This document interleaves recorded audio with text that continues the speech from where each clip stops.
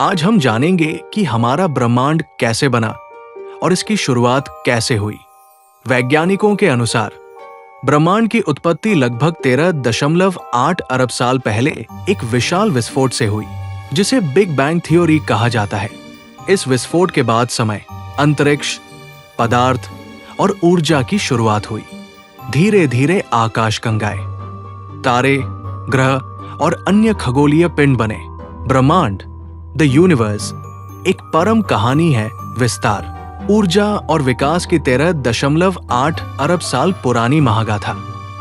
इसे समझने के लिए खगोल भौतिकीविद इसके समय चक्र को अतीत, वर्तमान और संभावित भविष्य में बांटते हैं। साथ ही कुछ ऐसे रहस्य भी हैं जो आज भी हमें हैरान करते हैं।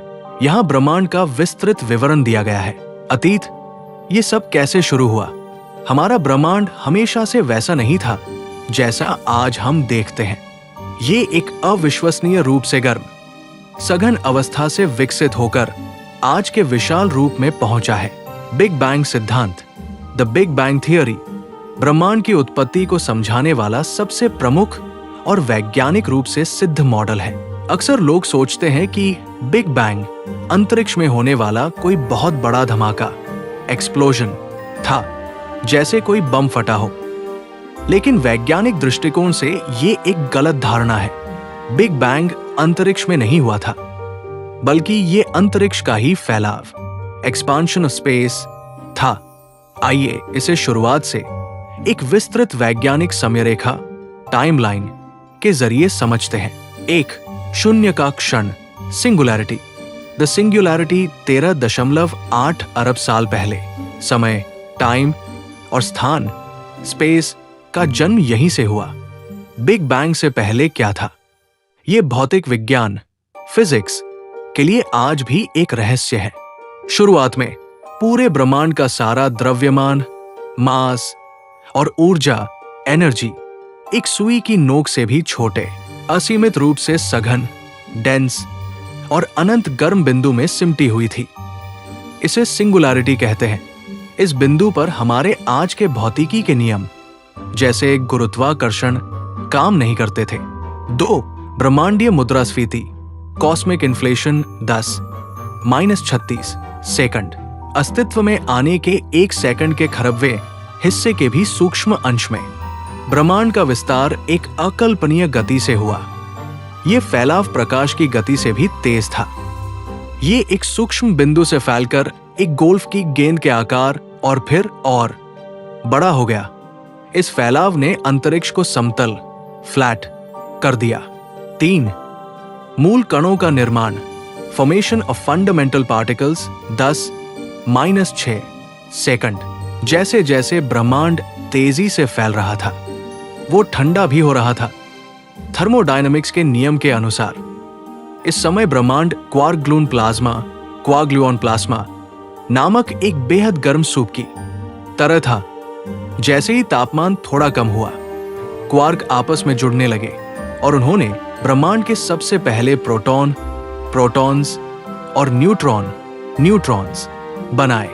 4, न्यूक्लियोसिंथेसिस, पहले तत्व न्यूक्लियोसिंथेसिस 3 मिनट बाद। बिग बैंग के लगभग 3 मिनट बाद तापमान इतना ठंडा हो गया था, हालांकि ये अभी भी करोड़ों डिग्री सेल्सियस था, कि प्रोटॉन और न्यूट्रॉन आपस में जुड़कर पहले परमाणु नाभिक, एटॉमिक न्यूक्लियाई बना सके। सबसे पहले ब्रह्मांड में सबसे हल्के तत्व बने। हाइड्रोजन लगभग 75%, हीलियम लगभग 25%, लिथियम जैसे कुछ और तत्व बहुत मामूली मात्रा में बने। ध्यान दें, इस समय तक ब्रह्मांड में कोई इलेक्ट्रॉन इन नाभिकों से नहीं जुड़ा था, क्योंकि अत्यधिक गर्मी के कारण सब कुछ प्लाज्मा अवस्था में था। 5, प्रकाश की आजादी, पुनर्संयोजन, रिकॉम्बिनेशन 3,80,000 साल बाद। यह ब्रह्मांड के इतिहास का सबसे महत्वपूर्ण मील का पत्थर था। लगभग 3.8 लाख साल बाद ब्रह्मांड का तापमान गिरकर लगभग 3000 डिग्री सेल्सियस रह गया। अब गतिज ऊर्जा, किनेटिक एनर्जी इतनी कम हो गई थी कि हाइड्रोजन और हीलियम के नाभिक, इलेक्ट्रॉन्स को अपनी ओर खींचकर पकड़ सकते थे। जैसे ही इलेक्ट्रॉनों ने नाभिक के चारों ओर चक्कर लगाना शुरू किया, पहले संपूर्ण परमाणु फर्स्ट एटम्स बने। इलेक्ट्रॉन के बंधने से फोटॉन प्रकाश के कण अब बिना किसी रुकावट के अंतरिक्ष में यात्रा करने के लिए स्वतंत्र हो गए। ब्रह्मांड पहली बार पारदर्शी ट्रांसपेरेंट हुआ और प्रकाश चारों ओर फैल गया। इसी पहली रोशनी को वैज्ञानिक आज कॉस्मिक माइक्रोवेव बैकग्राउंड CMB के रूप में मापते हैं। 6 अंधकार युग और तारों का जन्म डार्क एजेस फर्स्ट स्टार्स करोड़ों साल बाद। प्रकाश के आजाद होने के बाद भी अंतरिक्ष में लंबे समय तक अंधेरा रहा क्योंकि कोई तारे नहीं थे, सिर्फ हाइड्रोजन गैस के विशाल बादल थे। इसे ब्रह्मांड का अंधकार युग डार्क एजेस कहते हैं। फिर गुरुत्वाकर्षण ग्रेविटी ने अपना काम शुरू किया। उसने गैस के इन विशाल बादलों को सिकोड़ना कॉम्प्रेस शुरू किया। जब इन बादलों का केंद्र बहुत अधिक सघन और गर्म हो गया तो वहां नाभिकीय संलयन न्यूक्लियर फ्यूजन शुरू हुआ और ब्रह्मांड के पहले तारे प्रज्वलित हुए। इन तारों ने अपनी कोर के भीतर कार्बन, ऑक्सीजन और लोहे जैसे भारी तत्वों को बनाना शुरू किया, जो आज हमारे शरीर और पृथ्वी का निर्माण करते हैं। वैज्ञानिक इस सिद्धांत को क्यों मानते हैं? Evidences of big bang. Big bang सिर्फ एक कल्पना नहीं है, इसके ठोस वैज्ञानिक प्रमाण हैं। ब्रह्मांड का विस्तार एक्सपांशन ऑफ द यूनिवर्स 1920 के दशक में एडविन हबल ने देखा कि आकाश गंगाएं गैलेक्सीज हमसे दूर जा रही है। जो आकाशगंगा जितनी दूर है वो उतनी ही तेजी से दूर जा रही है। इसे रेडशिफ्ट कहते हैं। अगर सब कुछ फैल रहा है तो इसका मतलब है कि अतीत में सब कुछ एक ही जगह पर रहा होगा। CMB रेडिएशन 1965 में वैज्ञानिकों ने ब्रह्मांड में हर तरफ से आ रही एक हल्की माइक्रोवेव रेडियो तरंगों की खोज की। ये 3,80,000 साल पहले आजाद हुए उसी पहले प्रकाश का बचा हुआ तापमान है। तत्वों का अनुपात।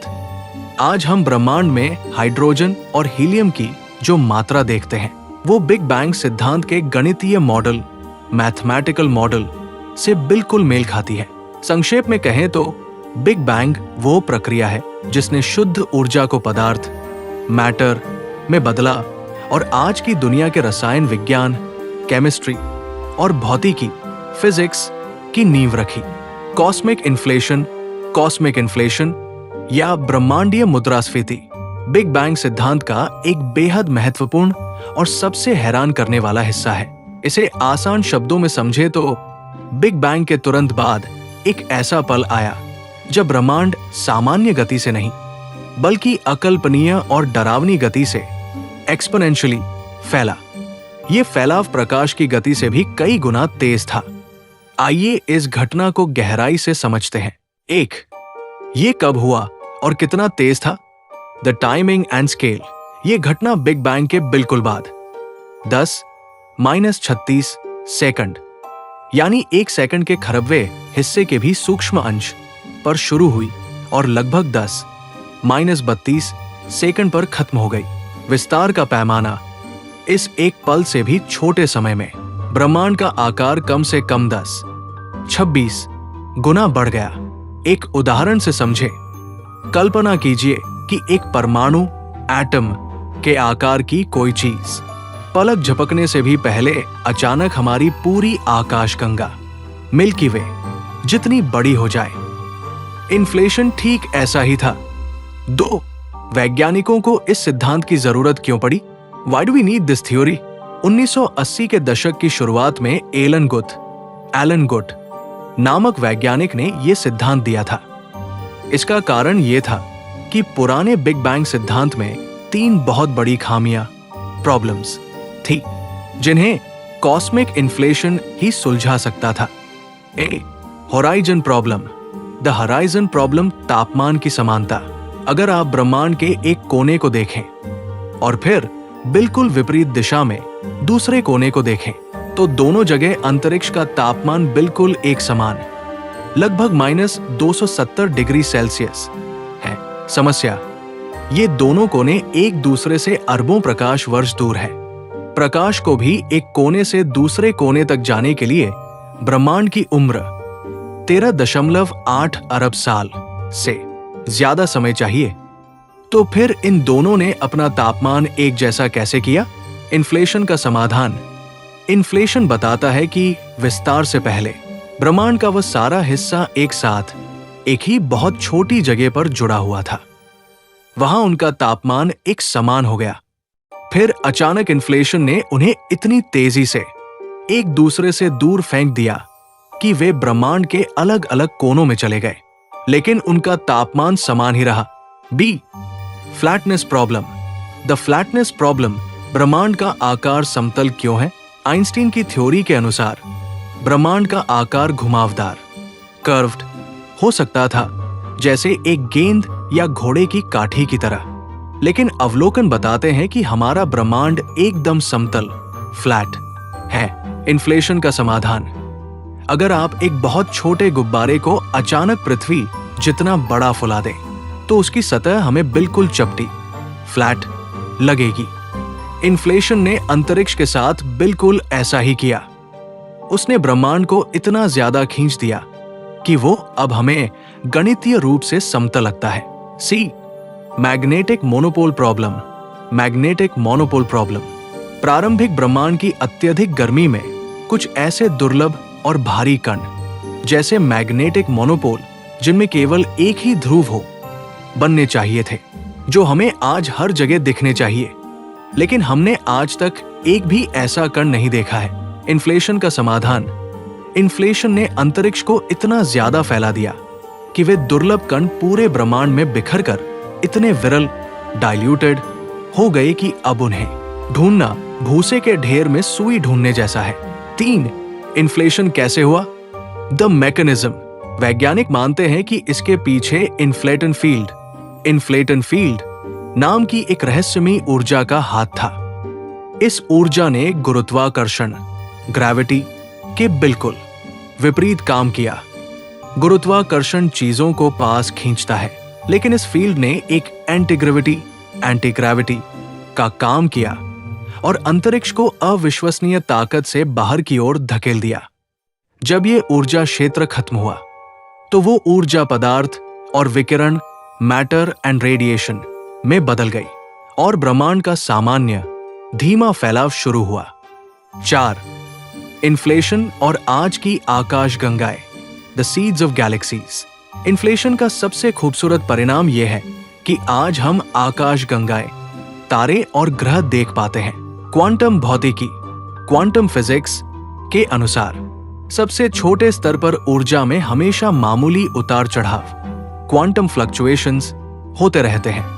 इन्फ्लेशन के दौरान जब अंतरिक्ष तेजी से फैला, तो उसने इन सूक्ष्म क्वांटम उतार चढ़ावों को खींचकर ब्रह्मांड के पैमाने, कॉस्मिक स्केल पर बड़ा कर दिया। यही उतार चढ़ाव अंतरिक्ष में घनत्व, डेंसिटी के छोटे छोटे अंतर बन गए। जहां घनत्व थोड़ा ज्यादा था, वहां गुरुत्वाकर्षण ने गैस को इकट्ठा करना शुरू कर दिया और करोड़ों सालों बाद वहीं पर तारे और आकाश गंगाएं बनी। यानी आज हम जो विशाल आकाश गंगाएं देखते हैं, वे असल में इन्फ्लेशन द्वारा खींची गई क्वांटम लहरें हैं। कॉस्मिक इन्फ्लेशन ने माइक्रोस्कोपिक, सूक्ष्म दुनिया के नियमों को सीधे ब्रह्मांडीय विशाल पैमाने से जोड़ दिया। ब्रह्मांड में पहला पदार्थ, फर्स्ट मैटर, कैसे बना? यह भौतिक विज्ञान की सबसे अद्भुत घटनाओं में से एक है। कॉस्मिक इन्फ्लेशन के ठीक बाद ब्रह्मांड में कोई ठोस पदार्थ नहीं था, केवल शुद्ध ऊर्जा, प्योर एनर्जी थी। अल्बर्ट आइंस्टीन के प्रसिद्ध समीकरण EMC ने हमें बताया है कि ऊर्जा और पदार्थ एक ही सिक्के के दो पहलू हैं। यानी ऊर्जा को पदार्थ में बदला जा सकता है। ब्रह्मांड के शुरुआती पलों में बिल्कुल यही हुआ। अत्यधिक ऊर्जा ठंडी होकर द्रव्यमान, मास में बदलने लगी। आइए इस पहले पदार्थ के निर्माण को क्रमानुसार विस्तार से समझते हैं। 1, ऊर्जा का सूप और पुनर्तापन, रीहीटिंग। इन्फ्लेशन के खत्म होने के तुरंत बाद वह रहस्यमयी ऊर्जा जिसने अंतरिक्ष को फैलाया था, अचानक मूल कणों और विकिरण रेडिएशन में बदल गई। इस प्रक्रिया को रीहीटिंग कहते हैं। इस समय ब्रह्मांड का तापमान अकल्पनीय रूप से अधिक था, खरबों डिग्री सेल्सियस। ये इतना गर्म था कि आज हम जो पदार्थ देखते हैं, जैसे परमाणु या अणु, वो उस गर्मी में टिक ही नहीं सकता था। वो तुरंत पिघल कर बिखर जाता। 2 quark gluon plasma, the primordial soup. Big bang के लगभग 10 सेकंड, 1 सेकंड के खरबवें हिस्से बाद ब्रह्मांड प्राथमिक कणों, फंडामेंटल पार्टिकल्स के एक बेहद गर्म और सघन सूप से भरा हुआ था। इसमें मुख्य रूप से 2 चीजें थी। क्वार्क्स ये पदार्थ के सबसे छोटे और बुनियादी कण हैं, जिनसे मिलकर बाद में प्रोटॉन और न्यूट्रॉन बने। ग्लूऑन्स ये वे कण हैं जो मजबूत परमाणु बल, स्ट्रॉन्ग न्यूक्लियर फोर्स को ले जाते हैं और एक गोंद की तरह क्वार्क को आपस में चिपका कर रखते हैं। इस अवस्था में ब्रह्मांड इतना गर्म था कि क्वार्क आपस में जुड़ नहीं पा रहे थे।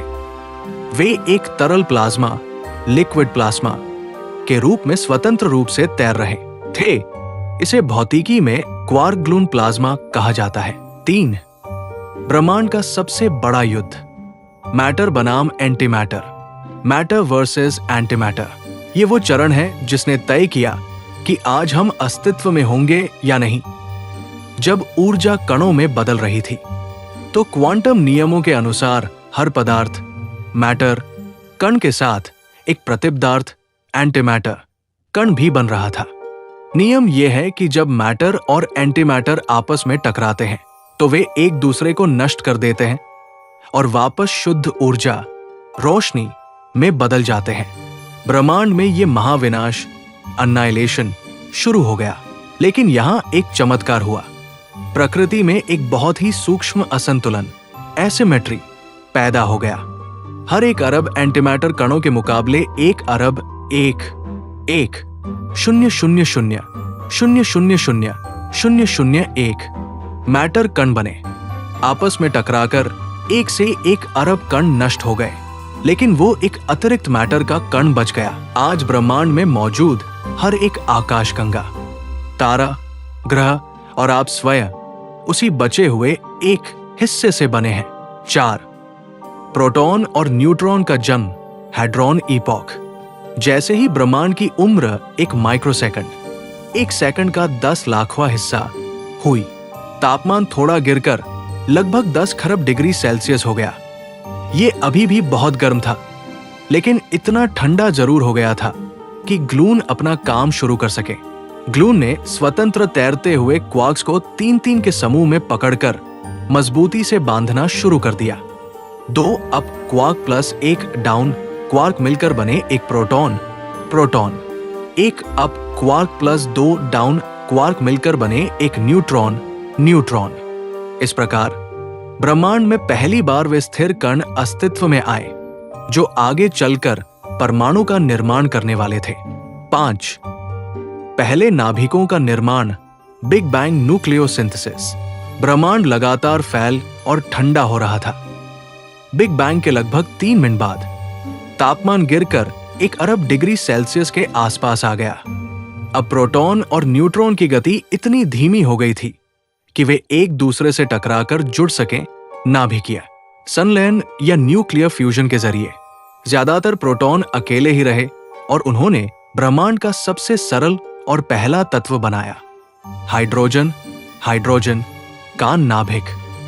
ब्रह्मांड का लगभग 75% पदार्थ, कुछ प्रोटॉन और न्यूट्रॉन आपस में जुड़ गए और उन्होंने दूसरा तत्व बनाया, हीलियम का नाभिक। ब्रह्मांड का लगभग 25% पदार्थ, बहुत ही सूक्ष्म मात्रा में लिथियम जैसे भारी तत्व भी बने।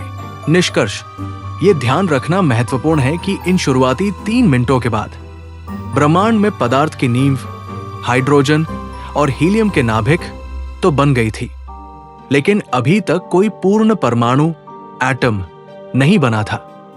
अत्यधिक गर्मी के कारण इलेक्ट्रॉन्स इन नाभिकों के साथ जुड़ नहीं पा रहे थे और वे स्वतंत्र रूप से अंतरिक्ष में आंधी की तरह घूम रहे थे। ब्रह्मांड उस समय एक अपारदर्शी, गर्म और चमकते हुए प्लाज्मा के धुएं से भरा था। इलेक्ट्रॉनों को शांत होने और नाभिक से जुड़कर पहला संपूर्ण परमाणु बनाने के लिए ब्रह्मांड को अभी 3,80,000 साल और ठंडा होना था। ब्रह्मांडीय सूक्ष्म तरंग पृष्ठभूमि, कॉस्मिक माइक्रोवेव बैकग्राउंड CMB, वास्तव में हमारे ब्रह्मांड की पहली रोशनी या बिग बैंग की सबसे पुरानी गूंज, एको है। ये पूरे अंतरिक्ष में हर दिशा में फैली हुई है। यदि हमारी आंखें माइक्रोवेव सूक्ष्म तरंगों को देख पाती तो हमें पूरा आसमान रात में काला दिखने के बजाय इस प्राचीन रोशनी से चमकता हुआ दिखाई देता। CMB के अस्तित्व में आने की कहानी ब्रह्मांड के इतिहास का सबसे बड़ा मील का पत्थर है। आइए इसे विस्तार से समझते हैं। 1. अपारदर्शी ब्रह्मांड। जब रोशनी कैद थी बिग बैंग से 3,80,000 साल तक, शुरुआती ब्रह्मांड में कोई तारे या आकाशगंगाएं नहीं थी। ये प्रोटॉन, न्यूट्रॉन और इलेक्ट्रॉनों के एक बेहद गर्म और सघन प्लाज्मा से भरा हुआ था। इस समय ब्रह्मांड एक घने कोहरे, डेंस फॉग की तरह था। प्रकाश के कण, जिन्हें फोटॉन कहते हैं, अंतरिक्ष में स्वतंत्र रूप से यात्रा नहीं कर सकते थे। जैसे ही कोई रोशनी आगे बढ़ने की कोशिश करती, वो वहां मौजूद अनगिनत मुक्त इलेक्ट्रॉनों, फ्री इलेक्ट्रॉन्स से टकरा जाती और उसकी दिशा बदल जाती। इस वजह से शुरुआती 3.8 लाख सालों तक ब्रह्मांड पूरी तरह से अपारदर्शी, ओपेक था। उसमें रोशनी तो थी, लेकिन वो बाहर नहीं निकल सकती थी। 2. पुनर्संयोजन का युग, ईपॉक ऑफ रिकॉम्बिनेशन। लगभग 3,80,000 साल बाद ब्रह्मांड फैलते फैलते इतना ठंडा हो गया, इसका तापमान लगभग 30,000 डिग्री सेल्सियस तक गिर गया कि कणों की गतिज ऊर्जा कम हो गई। अब इलेक्ट्रॉन इतने धीमे हो गए थे कि धनात्मक, पॉजिटिव चार्ज वाले प्रोटॉन उन्हें अपनी ओर खींच सकते थे। प्रोटॉन और इलेक्ट्रॉन आपस में जुड़ गए और उन्होंने ब्रह्मांड के पहले पूर्ण तटस्थ परमाणु, न्यूट्रल एटम्स बनाए, मुख्य रूप से हाइड्रोजन और हीलियम। इस प्रक्रिया को पुनर्संयोजन कहा जाता है। 3. प्रकाश की आजादी, फोटॉन डिकपलिंग। जैसे ही ज्यादातर इलेक्ट्रॉन परमाणुओं के अंदर कैद हो गए, अंतरिक्ष अचानक से खाली और पारदर्शी हो गया। अब प्रकाश के कणों, फोटॉनों के रास्ते में रुकावट डालने वाला कोई नहीं था। अरबों सालों तक कैद रहने के बाद प्रकाश पहली बार सभी दिशाओं में एक साथ बिना किसी बाधा के आगे बढ़ा। ये एक तरह का ब्रह्मांडीय फ्लैश, कॉस्मिक फ्लैश था।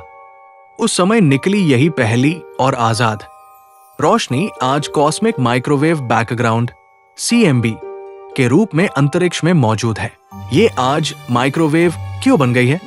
The red shift. जब ये रोशनी पहली बार 3.8 लाख साल पहले आजाद हुई थी, तो ये अविश्वसनीय रूप से गर्म थी और इसका रंग चमकीला नारंगी लाल था। तो आज हम इसे माइक्रोवेव, सूक्ष्म तरंग क्यों कहते हैं? इसका कारण है ब्रह्मांड का विस्तार, एक्सपांशन ऑफ द यूनिवर्स। पिछले 13.8 अरब वर्षों में अंतरिक्ष लगातार फैल रहा है। जैसे जैसे अंतरिक्ष फैला, उसने उस पहली रोशनी की तरंगों, वेव्स को भी रबर बैंड की तरह खींचकर लंबा कर दिया। तरंगे जितनी लंबी होती है, उनकी ऊर्जा और गर्मी उतनी ही कम हो जाती है। दृश्यमान, विजिबल प्रकाश खींचते खींचते इतना लंबा हो गया कि वो अब रेडियो स्पेक्ट्रम के माइक्रोवेव हिस्से में चला गया है।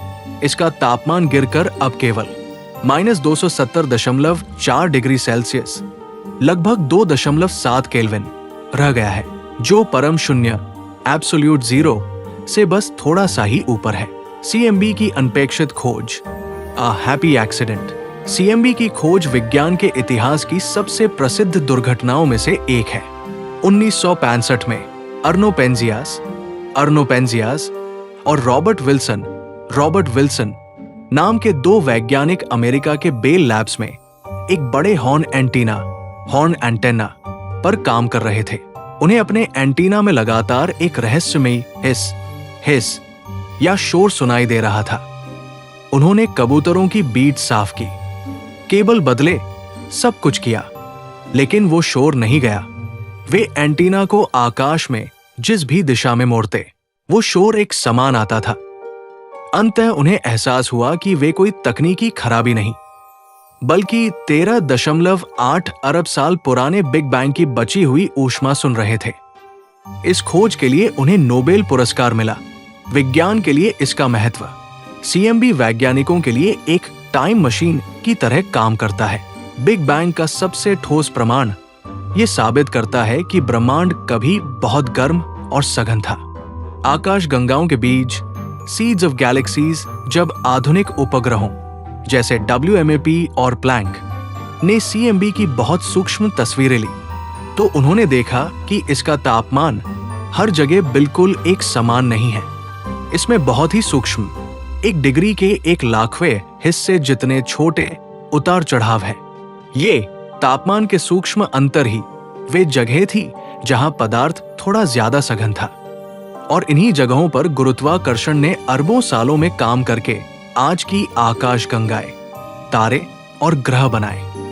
ब्रह्मांड का अंधकार युग, द डार्क एजेस, और पहले तारों का जन्म, द फर्स्ट स्टार्स, उस समय की कहानी है जब ब्रह्मांड एक ठंडे अंधेरे गैस के बादलों से निकलकर आज के जगमगाते हुए तारों और आकाश गंगाओं वाले रूप में बदलना शुरू हुआ।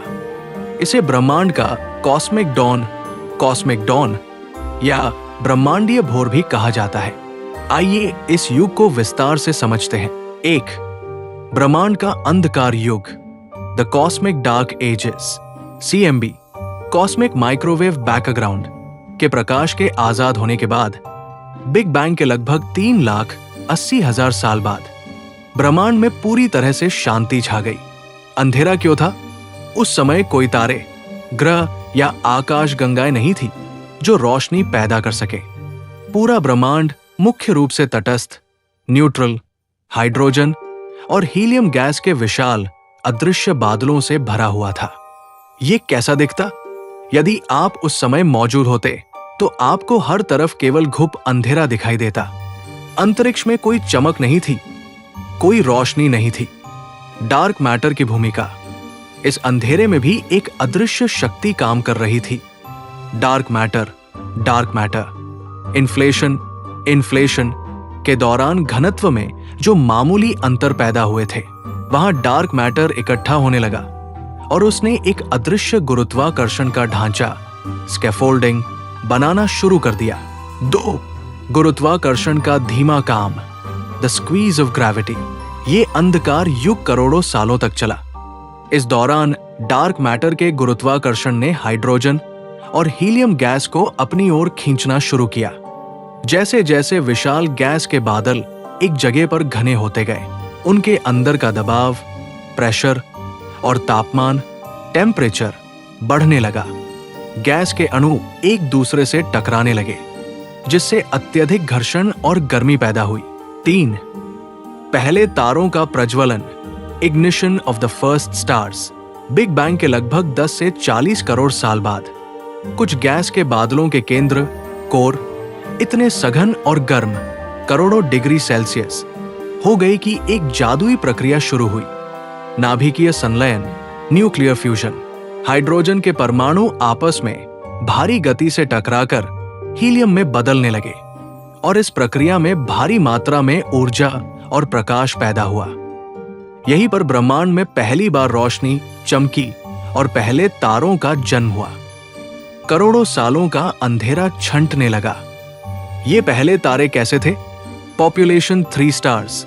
खगोलविदों ने इन पहले तारों को पॉपुलेशन 3 नाम दिया है। ये हमारे सूर्य जैसे बिल्कुल नहीं थे, विशाल और भारी। ये आज के तारों की तुलना में दानव, मॉन्स्टर्स थे। हमारे सूर्य से सैकड़ों या हजारों गुना ज्यादा बड़े और भारी, बेहद गर्म और नीले। ये तारे अकल्पनीय रूप से गर्म थे और चमकदार नीली रोशनी, अल्ट्रावायलेट प्रकाश से चमकते थे। छोटी उम्र, क्योंकि ये बहुत बड़े थे, इन्होंने अपने ईंधन हाइड्रोजन को बहुत तेजी से जलाया। हमारा सूर्य अरबों साल जीता है, लेकिन ये पहले तारे केवल कुछ लाख साल ही जिंदा रहे। 4. जीवन के तत्वों का निर्माण, द कॉस्मिक फैक्ट्रीज। ये पहले तारे ब्रह्मांड की सबसे महत्वपूर्ण केमिकल फैक्ट्रियां थे। बिग बैंग ने केवल हाइड्रोजन, हीलियम और थोड़ा सा लिथियम ही बनाया था, लेकिन जीवन के लिए कार्बन, ऑक्सीजन, नाइट्रोजन और लोहे जैसे भारी तत्वों की आवश्यकता होती है। बिग बैंग की गर्मी इन तत्वों को बनाने के लिए काफी नहीं थी। इन विशाल तारों ने अपने कोर के अंदर भयंकर दबाव में इन भारी तत्वों, हैवी एलिमेंट्स को पहली बार पकाया। जब इन तारों का ईंधन खत्म हो गया तो वे एक भयानक और शक्तिशाली विस्फोट के साथ मरे, जिसे सुपरनोवा कहा जाता है। इन ब्रह्मांडीय विस्फोटों ने तारों के अंदर बने उन भारी तत्वों जैसे कार्बन और लोहे को पूरे ब्रह्मांड में दूर दूर तक बिखेर दिया। इन्हीं तत्वों से बाद में पृथ्वी जैसे ग्रह बने और अंततः हमारा शरीर बना। प्रसिद्ध वैज्ञानिक कार्ल सैगन के शब्दों में, हम सभी तारों की धूल, we are made of star stuff, से बने हैं। 5. पुनरायन का युग, द इपॉक ऑफ रीयोनाइजेशन। इन पहले तारों और उनके भयंकर सुपरनोवा विस्फोटों ने इतनी शक्तिशाली पराबैंगनी, अल्ट्रावायलेट यूवी किरणें छोड़ी कि उन्होंने आसपास की बची हुई ठंडी हाइड्रोजन गैस को वापस आयोनाइज कर दिया, यानी गैस के परमाणु से इलेक्ट्रॉनों को फिर से अलग कर दिया। इस प्रक्रिया ने ब्रह्मांड में छाए हुए घने गैस के कोहरे को साफ कर दिया, जिससे प्रकाश लंबी दूरियों तक बिना रुके यात्रा करने में सक्षम हो गया। इस तरह अंधकार युग पूरी तरह से समाप्त हो गया और ब्रह्मांड पारदर्शी होकर वैसा दिखने लगा जैसा आज हम अपनी दूरबीनों से देखते हैं। वर्तमान ये अब कैसा दिखता है? आज ब्रह्मांड एक विशाल, आपस में जुड़ा हुआ नेटवर्क है, जो उन बलों द्वारा नियंत्रित होता है जिन्हें हम अभी समझना शुरू ही कर रहे हैं। सामान्य पदार्थ, नॉर्मल मैटर, या जिसे वैज्ञानिक भाषा में बैरियोनिक मैटर कहा जाता है, हमारे ब्रह्मांड की कहानी का सबसे परिचित लेकिन सबसे दुर्लभ हिस्सा है। ये सुनना बहुत अजीब लगता है, लेकिन जिस दुनिया को हम जानते हैं, हर वह चीज जिसे हम देख सकते हैं, छू सकते हैं या महसूस कर सकते हैं, वो इस विशाल ब्रह्मांड का केवल 5% हिस्सा ही है। बाकी 95% हिस्सा अदृश्य डार्क मैटर 27% और रहस्यमयी डार्क एनर्जी 68% से बना है। आइए इस 5% सामान्य पदार्थ को गहराई से समझते हैं कि ये क्या है, कहाँ है और ये इतना खास क्यों है। 1. सामान्य पदार्थ असल में क्या है? What is it made of? सबसे बुनियादी स्तर पर सामान्य पदार्थ वो हर चीज है जो परमाणु, एटम्स से बनी है। प्रोटॉन और न्यूट्रॉन, बैरियॉन्स परमाणु का केंद्र, नाभिक, प्रोटॉन और न्यूट्रॉन से बना होता है। भौतिकी में इन कणों को बैरियॉन कहा जाता है, इसलिए सामान्य पदार्थ को बैरियोनिक मैटर कहते हैं। इलेक्ट्रॉन, ये हल्के कण नाभिक के चारों ओर चक्कर लगाते हैं। क्वार्क्स, अगर आप प्रोटॉन और न्यूट्रॉन के भी अंदर झांके तो वे क्वार्क नाम के और भी छोटे कणों से बने होते हैं। संक्षेप में, हमारी पृथ्वी का हर पत्थर, पानी की हर बूंद, आपके शरीर की हर कोशिका, आपके फोन की स्क्रीन और रात के आसमान में चमकने वाला हर तारा, ये सब इसी सामान्य पदार्थ प्रोटॉन, न्यूट्रॉन और इलेक्ट्रॉन से बने हैं। 2. ये ब्रह्मांड में डार्क मैटर से कैसे अलग है? How is it different? सामान्य पदार्थ की सबसे बड़ी खासियत यह है कि ये रोशनी, इलेक्ट्रोमैग्नेटिक रेडिएशन के साथ प्रतिक्रिया करता है। ये प्रकाश को सोख, एब्जॉर्ब सकता है। ये प्रकाश को छोड़, एमिट सकता है, जैसे तारे या बल्ब करते हैं। ये प्रकाश को परावर्तित, रिफ्लेक्ट कर सकता है, जिससे हम चीजों को देख पाते हैं। इसके विपरीत डार्क मैटर न तो रोशनी पैदा करता है, न सोखता है और न ही परावर्तित करता है। वो पूरी तरह से अदृश्य है। सामान्य पदार्थ पर ब्रह्मांड के चारों मूल बल, गुरुत्वाकर्षण, विद्युत चुंबकत्व और मजबूत कमजोर परमाणु बल काम करते हैं। 3. ये ब्रह्मांड में कहाँ छुपा है? Where is it hiding? ये एक बहुत ही दिलचस्प सवाल है। जब हम आसमान में देखते हैं तो हमें लगता है कि सारा सामान्य पदार्थ तारों, ग्रहों और आकाश गंगाओं में मौजूद होगा, लेकिन ऐसा नहीं है। तारे और ग्रह, स्टार्स, प्लैनेट्स ब्रह्मांड के कुल सामान्य पदार्थ का केवल लगभग 10% से 15% हिस्सा ही तारों, ग्रहों और आकाश गंगाओं में ठोस रूप में मौजूद है। अंतर आकाश गंगा गैस, इंटरगैलेक्टिक गैस द विम, तो बाकी का 85% सामान्य पदार्थ कहाँ है? ये आकाश गंगाओं के बीच के विशाल खाली दिखने वाले अंतरिक्ष में फैला हुआ है। इसे warm hot intergalactic medium Vim कहा जाता है। ये हाइड्रोजन और हीलियम गैस के बेहद पतले, गर्म और अदृश्य बादलों के रूप में लाखों प्रकाश वर्ष तक फैला है।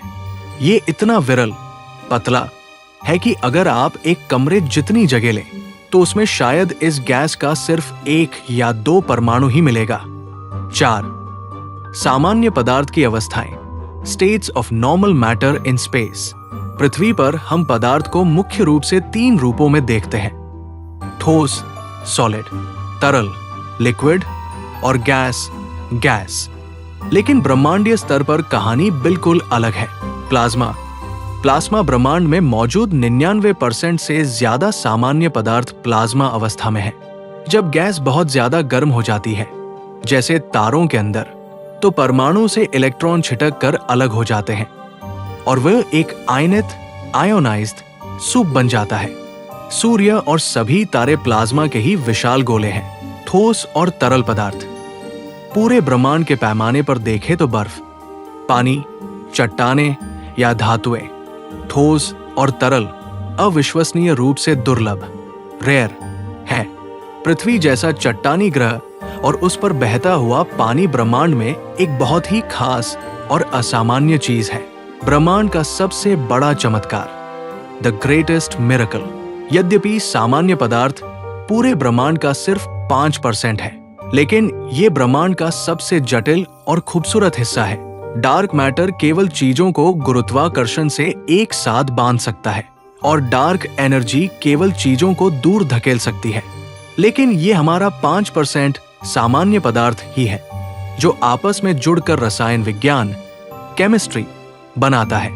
इसी ने डीएनए बनाया, इसी ने जीवन, लाइफ को जन्म दिया, और इसी ने एक ऐसा मस्तिष्क, ह्यूमन ब्रेन, विकसित किया जो ब्रह्मांड को समझने और उससे सवाल पूछने में सक्षम है।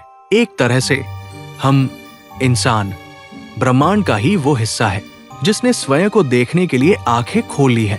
डार्क मैटर या अदृश्य पदार्थ आधुनिक भौतिकी और खगोल विज्ञान का सबसे बड़ा और गहरा रहस्य है। हम जानते हैं कि सामान्य पदार्थ जिससे हम तारे और ग्रह बने हैं, ब्रह्मांड का केवल 5% हिस्सा है, लेकिन ब्रह्मांड का लगभग 27% हिस्सा डार्क मैटर से बना है। इसका मतलब है कि हमारे ब्रह्मांड में सामान्य पदार्थ की तुलना में डार्क मैटर 5 गुना अधिक है।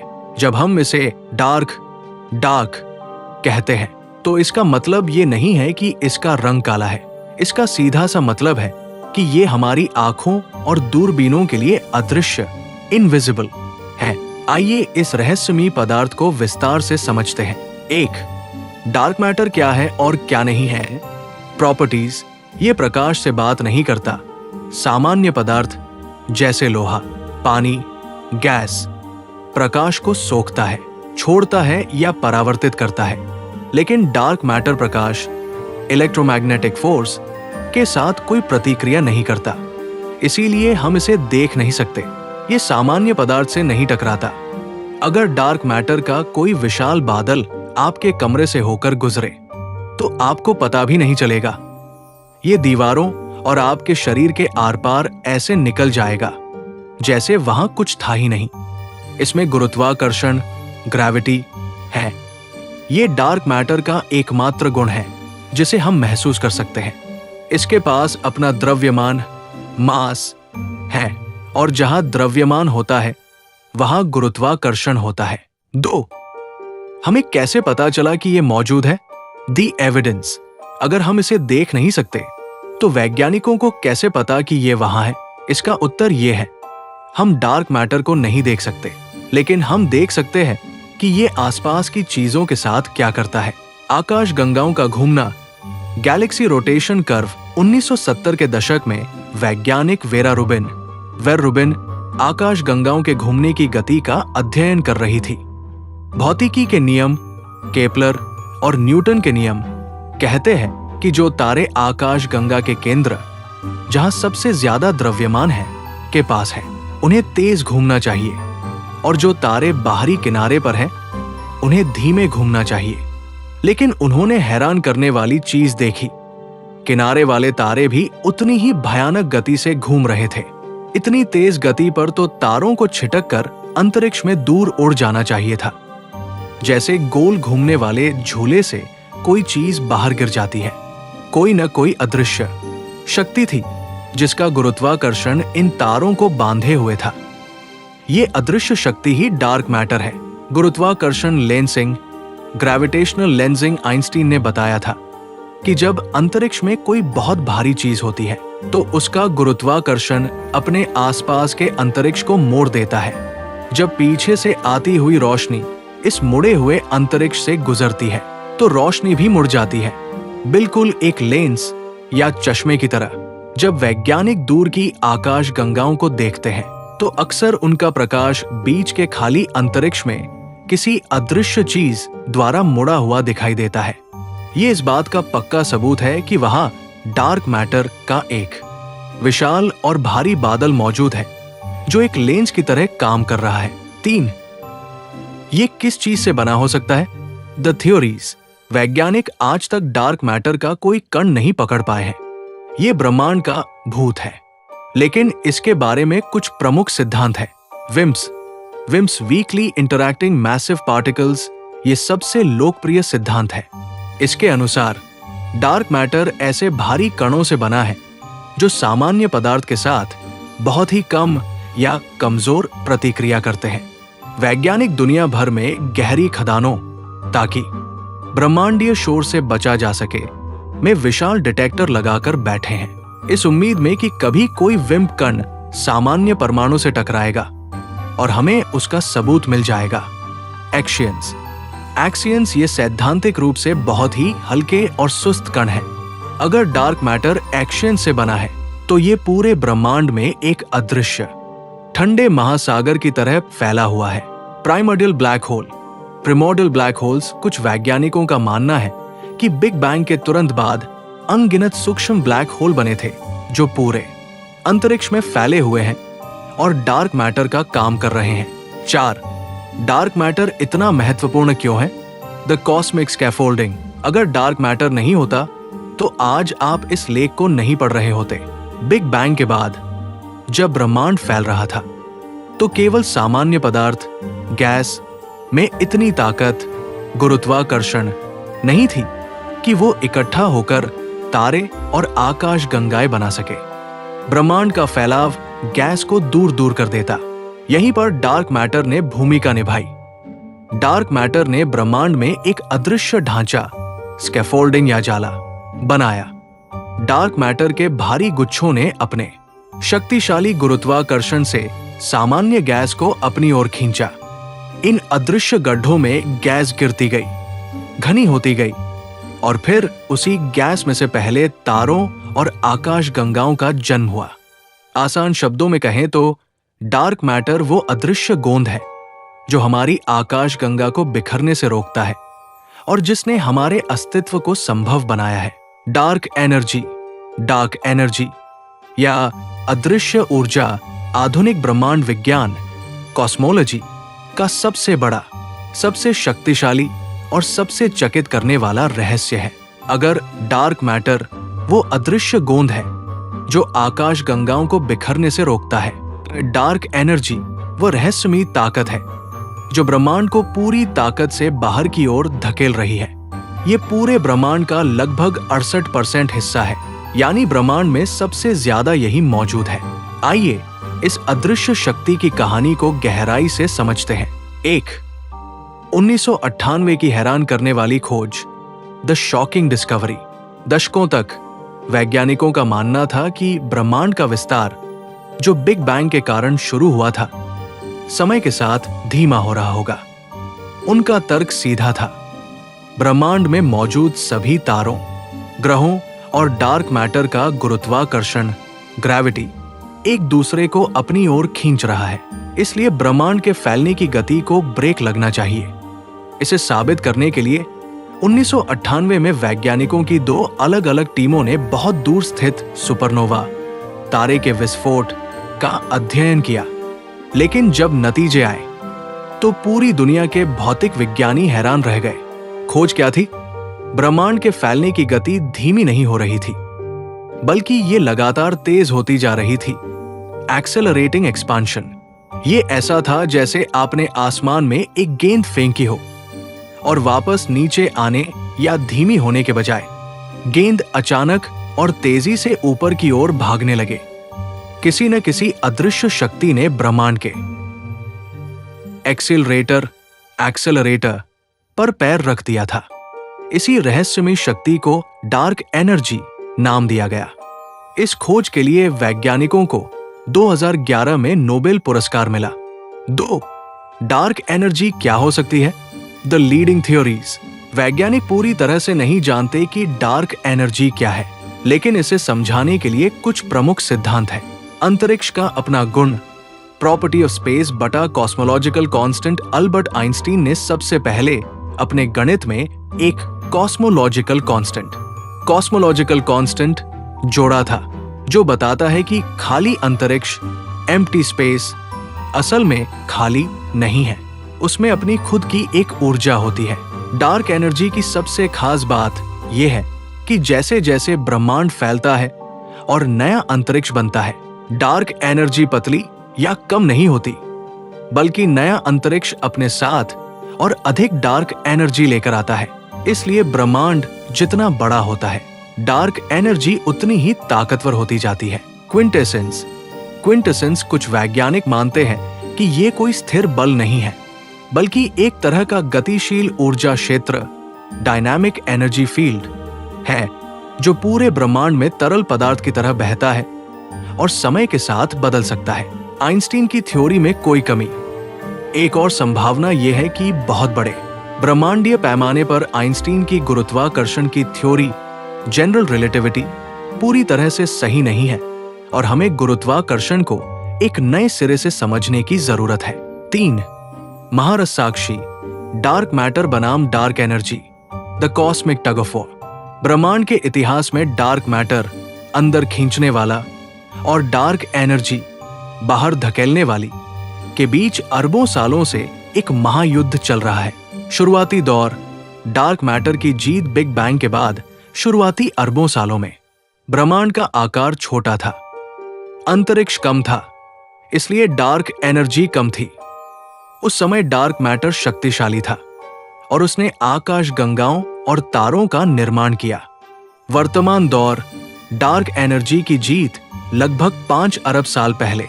ब्रह्मांड फैलते फैलते इतना बड़ा हो गया कि अंतरिक्ष में मौजूद डार्क एनर्जी की कुल मात्रा ने डार्क मैटर के गुरुत्वाकर्षण को हरा दिया।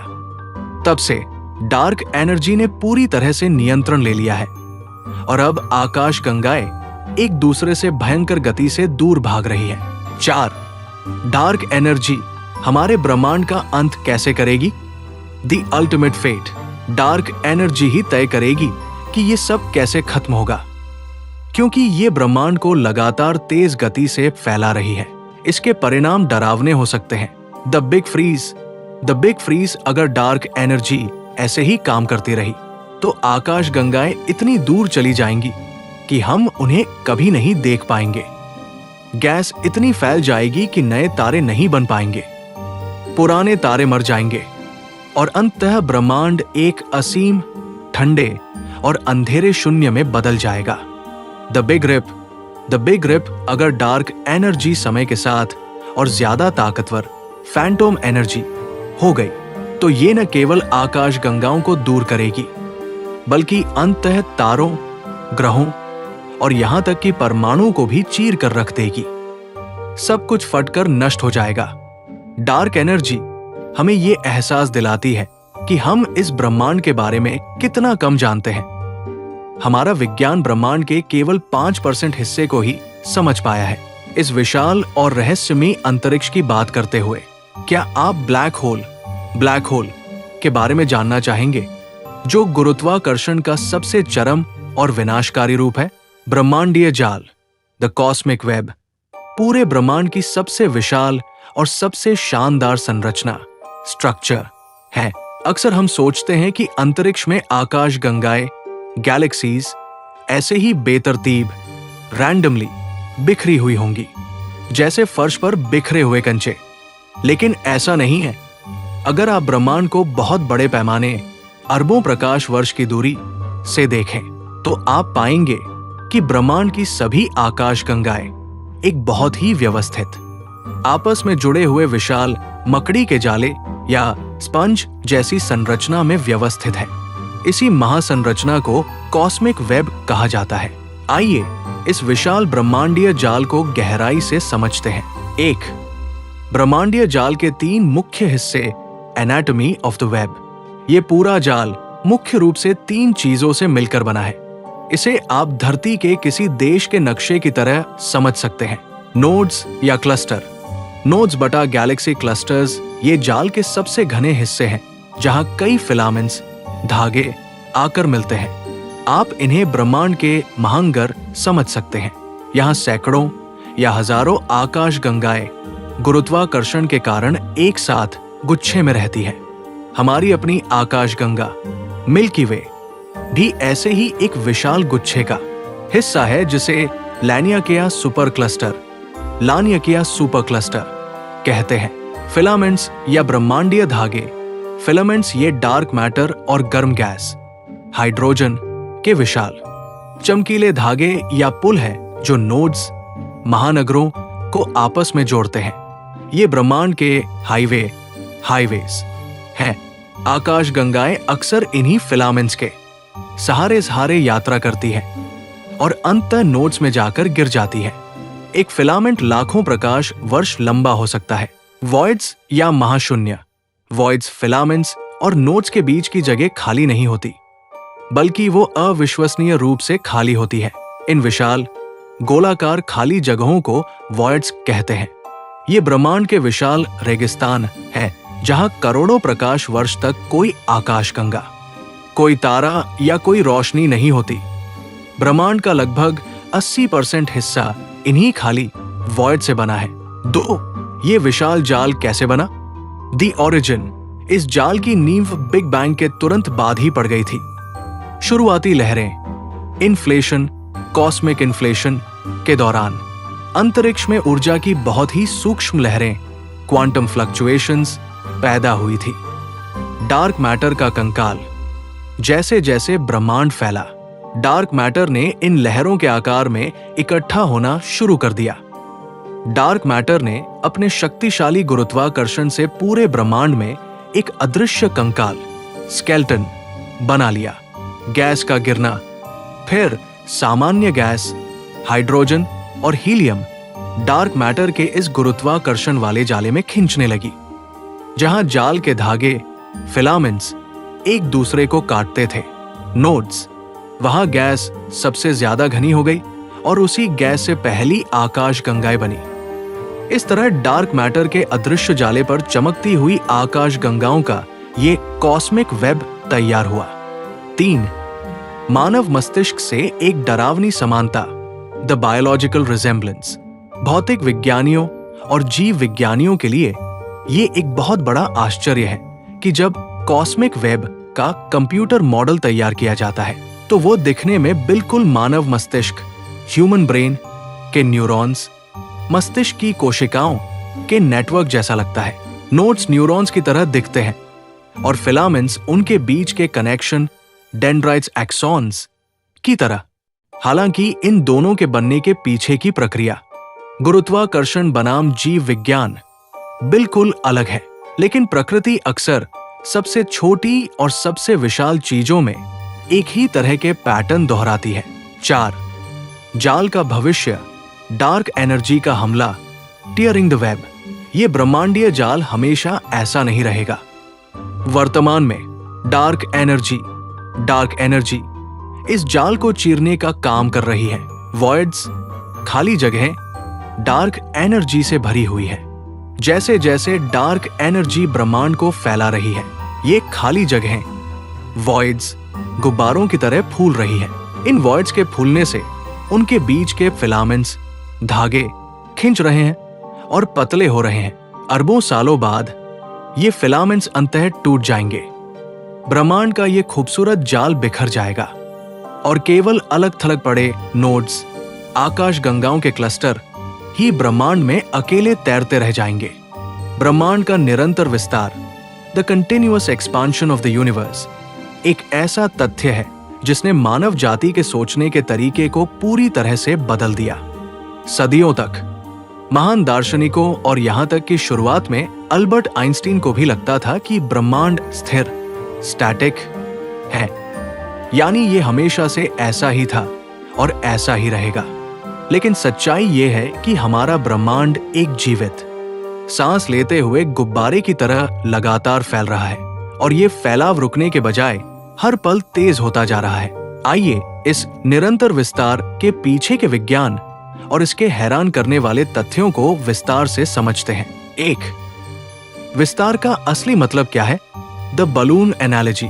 अक्सर लोग सोचते हैं कि आकाश गंगाएं अंतरिक्ष में किसी खाली जगह की तरफ तेज गति से उड़ रही है, जैसे बम फटने पर उसके टुकड़े उड़ते हैं। लेकिन ये गलत है। आकाश गंगाएं अंतरिक्ष में यात्रा नहीं कर रही है, बल्कि अंतरिक्ष, स्पेस स्वयं फैल रहा है। गुब्बारे का उदाहरण, इसे समझने के लिए एक खाली गुब्बारे की कल्पना करें। उस पर पेन से कुछ बिंदियां, डॉट्स बना दे। ये बिंदियां आकाश गंगाएं हैं। अब गुब्बारे में हवा भरे। जैसे जैसे गुब्बारा फूलेगा, हर बिंदी एक दूसरे से दूर होती जाएगी। कोई भी बिंदी खुद नहीं चल रही है, बल्कि गुब्बारे के रबर यानी अंतरिक्ष उनके बीच फैल रही है। हमारा ब्रह्मांड बिल्कुल इसी तरह काम कर रहा है। 2. हमें इसके बारे में कैसे पता चला? The discovery of redshift. 1920 के दशक में एडविन हबल नाम के खगोल शास्त्री माउंट विल्सन वेधशाला में अपनी दूरबीन से दूर की आकाश गंगाओं को देख रहे थे। उन्होंने एक चौंकाने वाली चीज देखी जिसे रेडशिफ्ट कहा जाता है। जब कोई चीज, जैसे एम्बुलेंस का सायरन, आपसे दूर जाती है तो उसकी आवाज की तरंगे खिंचकर लंबी हो जाती है, आवाज भारी हो जाती है। प्रकाश के साथ भी ऐसा ही होता है। जब कोई आकाश गंगा हमसे दूर जाती है तो उसका प्रकाश अंतरिक्ष के फैलाव के कारण रबर बैंड की तरह खिंच जाता है। खिंचने के कारण प्रकाश की तरंगे लंबी हो जाती है और लंबी तरंगे लाल रंग, रेड कलर की होती है। हबल ने देखा कि आसमान में मौजूद लगभग हर आकाश गंगा का प्रकाश लाल रंग की तरफ खिसक रहा है, रेड शिफ्टेड है। इसका सीधा मतलब था कि सब कुछ हमसे दूर जा रहा है। 3. प्रकाश की गति से भी तेज फैलाव, फास्टर देन लाइट। आइंस्टीन का नियम कहता है कि ब्रह्मांड में कोई भी चीज प्रकाश की गति लगभग 3 लाख किलोमीटर प्रति सेकंड से तेज नहीं चल सकती। लेकिन ब्रह्मांड के फैलाव पर यह नियम लागू नहीं होता। क्यों? क्योंकि अंतरिक्ष के अंदर मौजूद चीजों, जैसे तारों या जहाजों, के लिए गति की सीमा है, लेकिन स्वयं अंतरिक्ष के फैलने की कोई सीमा नहीं है। ब्रह्मांड के बहुत दूर के हिस्सों में आकाश गंगाओं के बीच का अंतरिक्ष इतनी तेजी से फैल रहा है कि वे आकाश गंगाएं हमसे प्रकाश की गति से भी तेज गति से दूर जा रही है। इसका मतलब है कि उन आकाश गंगाओं का प्रकाश हम तक कभी नहीं पहुंच पाएगा और वे हमेशा के लिए हमारी नजरों से ओझल हो जाएंगी। 4. डार्क एनर्जी का accelerator, the accelerator of expansion.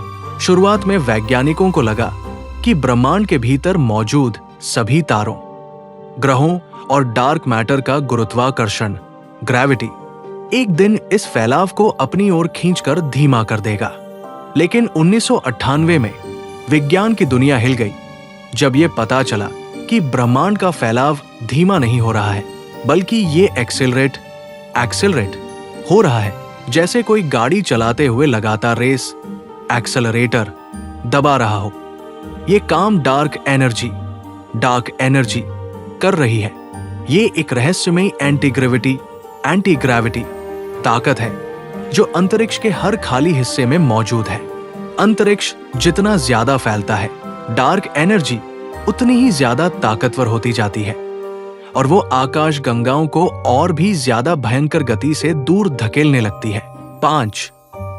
भविष्य का डरावना सच, परम अकेलापन, द टेरिफाइंग फ्यूचर।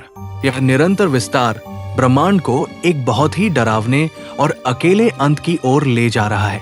यदि डार्क एनर्जी इसी तरह ब्रह्मांड को फैलाती रही तो अब से अरबों साल बाद आसमान का नजारा बिल्कुल बदल जाएगा।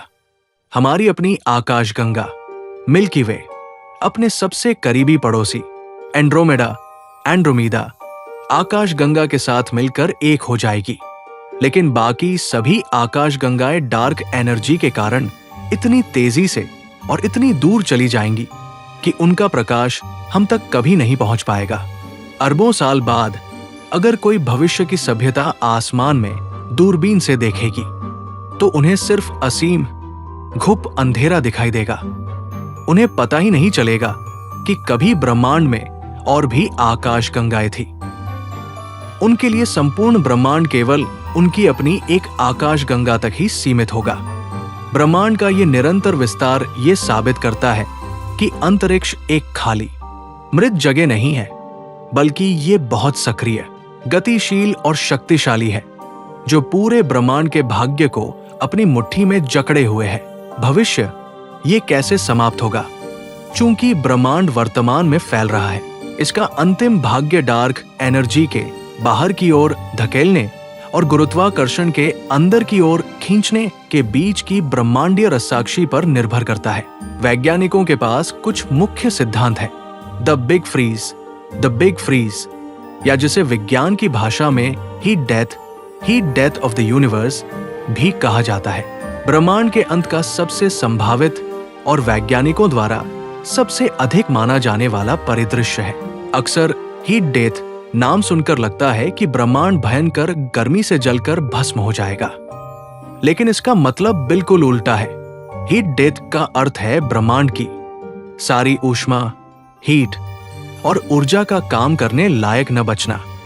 ये ब्रह्मांड का एक धमाके के साथ नहीं, बल्कि एक असीम, ठंडी और खामोश मौत के रूप में अंत है। आइए इस डरावने लेकिन सबसे यथार्थवादी अंत को एक क्रमानुसार समय रेखा टाइमलाइन से समझते हैं।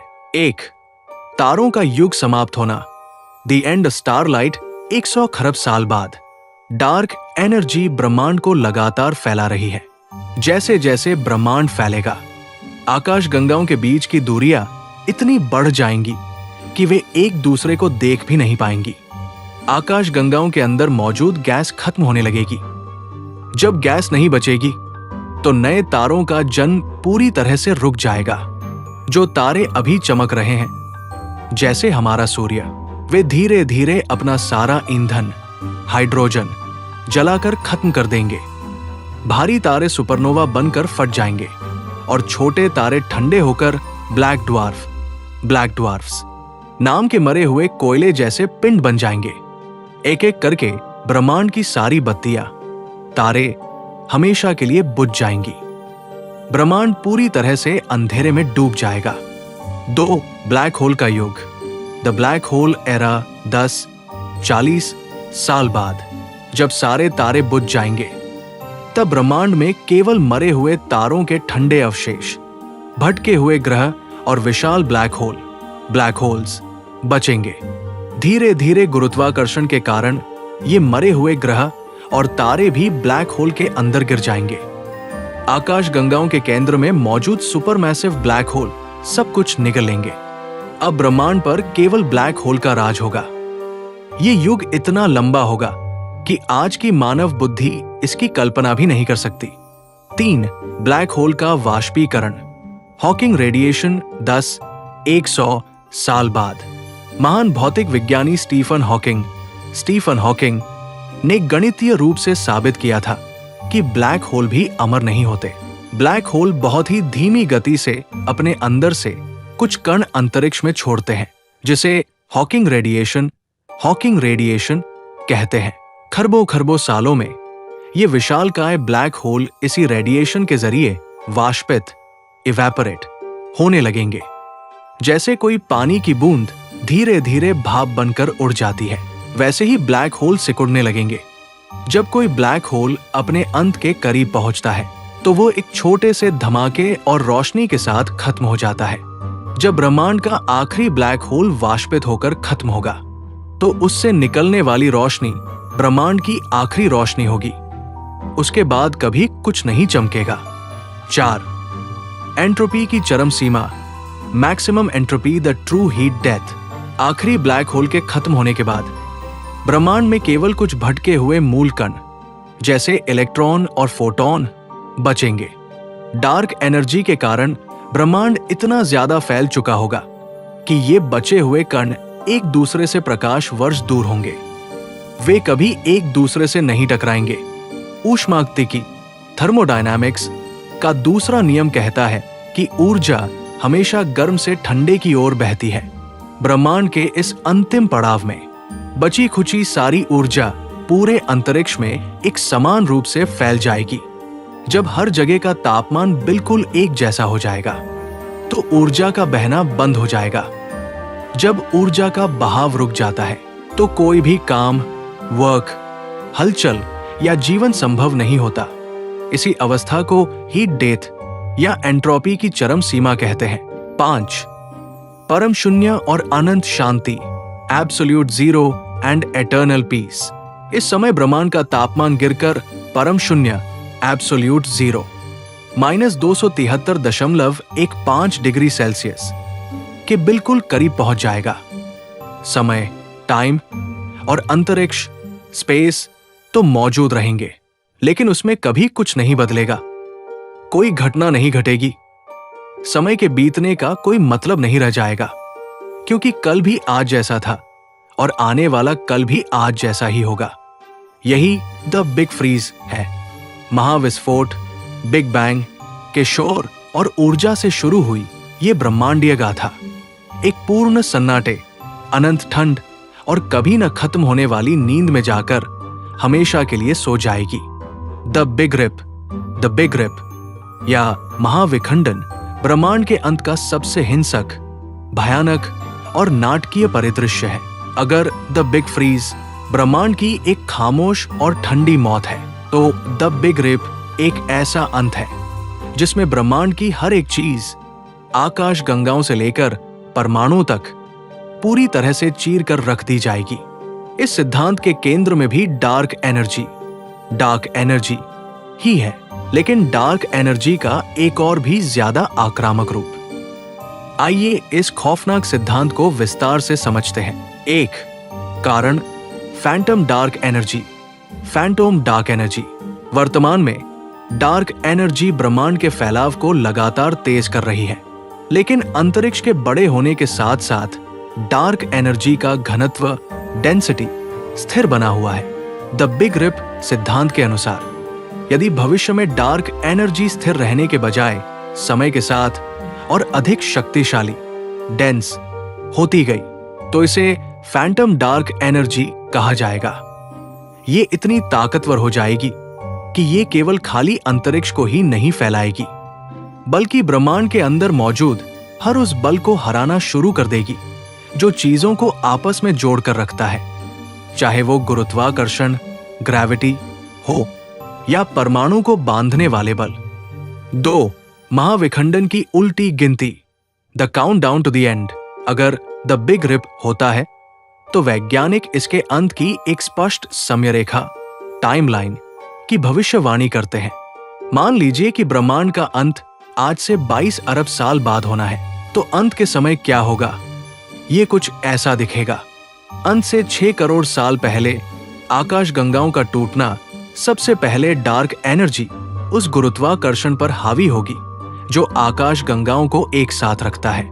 हमारी अपनी आकाश गंगा मिल्की वे के किनारे टूटने लगेंगे और सभी तारे एक दूसरे से भयंकर गति से दूर अंतरिक्ष में बिखर जाएंगे। रात के आसमान से तारे गायब हो जाएंगे अंत से 3 महीने पहले सौर मंडलों का बिखरना डार्क एनर्जी का बाहर की ओर धक्का इतना तेज हो जाएगा कि तारों का गुरुत्वाकर्षण अपने ग्रहों को रोक नहीं पाएगा। हमारे सौर मंडल में पृथ्वी और अन्य ग्रह सूर्य की कक्षा से टूटकर बाहर निकल जाएंगे और गहरे ठंडे अंतरिक्ष में अकेले भटकने लगेंगे। अंत से 30 मिनट पहले ग्रहों और तारों का फटना अब डार्क एनर्जी विद्युत चुंबकीय बल इलेक्ट्रोमैग्नेटिक फोर्स पर भारी पड़ेगी, जो ठोस चीजों को एक आकार में रखता है। पृथ्वी का गुरुत्वाकर्षण उसे एक गोलाकार रूप में नहीं रख पाएगा। पृथ्वी, चंद्रमा और सूर्य के टुकड़े टुकड़े हो जाएंगे और वे धूल में बदल जाएंगे। अंत से कुछ सेकंड पहले अणुओं का टूटना, जो धूल और चट्टानें बची थी, डार्क एनर्जी उन्हें भी नहीं छोड़ेगी। अणुओं, मॉलिक्यूल्स के बीच के रासायनिक बंधन टूट जाएंगे और हर चीज केवल अलग अलग परमाणुओं, एटम्स में बिखर जाएगी। अंत से 10-19 सेकंड पहले परमाणु का चिरहरण ये ब्रह्मांड की कहानी का सबसे सूक्ष्म और अंतिम क्षण होगा। डार्क एनर्जी ब्रह्मांड के सबसे मजबूत बल स्ट्रांग न्यूक्लियर फोर्स को भी चीर देगी। परमाणु के अंदर मौजूद इलेक्ट्रॉन, प्रोटॉन और न्यूट्रॉन एक दूसरे से हिंसक रूप से अलग कर दिए जाएंगे, यहां तक कि वे प्रोटॉन और न्यूट्रॉन भी क्वार्क्स में फट जाएंगे। 3 अंतिम क्षण, अंतरिक्ष का फटना, the rip of space time. बिल्कुल आखिरी पल में T0 डार्क एनर्जी असीम, इन्फिनिट हो जाएगी। अब चीरने के लिए कोई पदार्थ नहीं बचेगा, इसलिए अंततः स्वयं अंतरिक्ष और समय, स्पेस एंड टाइम का ताना बाना ही फट जाएगा। 4 इसके बाद क्या? The aftermath, the big rip के बाद ब्रह्मांड में कोई संरचना नहीं बचेगी। न कोई तारा, न ग्रह, न कोई परमाणु, केवल बुनियादी उपरमाण्विक कण, सबएटॉमिक पार्टिकल्स बचेंगे।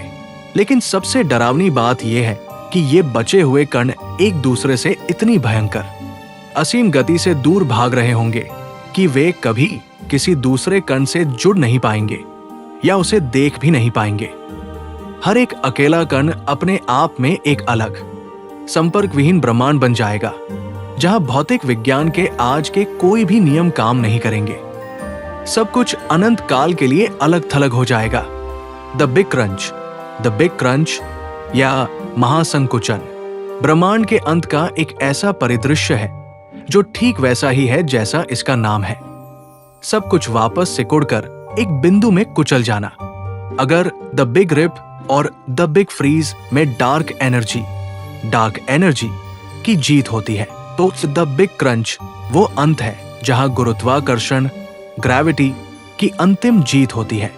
ये अनिवार्य रूप से बिग बैंग का बिल्कुल उल्टा रूप, रिवर्स वीडियो है। आइए इस ब्रह्मांडीय महासंकुचन की पूरी प्रक्रिया और समय रेखा को विस्तार से समझते हैं।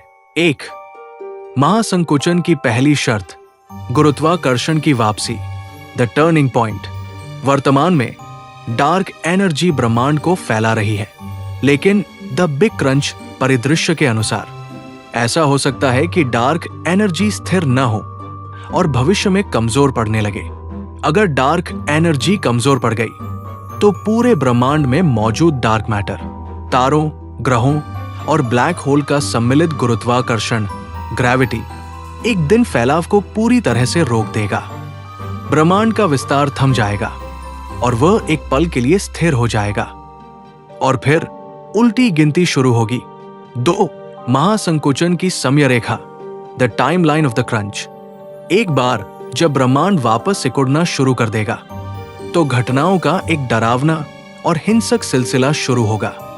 ब्लू शिफ्ट का युग, द ब्लू शिफ्ट एरा। वर्तमान में आकाश गंगाएं हमसे दूर जा रही है, इसलिए उनका प्रकाश लाल, रेड शिफ्ट दिखाई देता है। लेकिन जब ब्रह्मांड सिकुड़ेगा तो सभी आकाश गंगाएं हमारी ओर तेजी से भागने लगेंगी। उनका प्रकाश दबकर नीले रंग, ब्लू शिफ्ट में बदल जाएगा। रात का आसमान जो आज काला है, धीरे धीरे नीली रोशनी से जगमगाने लगेगा। ब्रह्मांडीय भट्टी, द कॉस्मिक ओवन, जैसे जैसे अंतरिक्ष सिकुड़ेगा। ब्रह्मांड में मौजूद कॉस्मिक माइक्रोवेव बैकग्राउंड CMB, जो बिग बैंग की बची हुई ठंडी रोशनी है, भी दबने लगेगी। जब तरंगे दबती है तो उनका तापमान भयानक रूप से बढ़ने लगता है। आसमान इतना गर्म हो जाएगा कि वो तारों से भी ज्यादा चमकने लगेगा। तारों का पिघलना, stars melt from the outside, and आमतौर पर तारे अपने केंद्र से ऊर्जा पैदा करते हैं और बाहर की तरफ ठंडे होते हैं।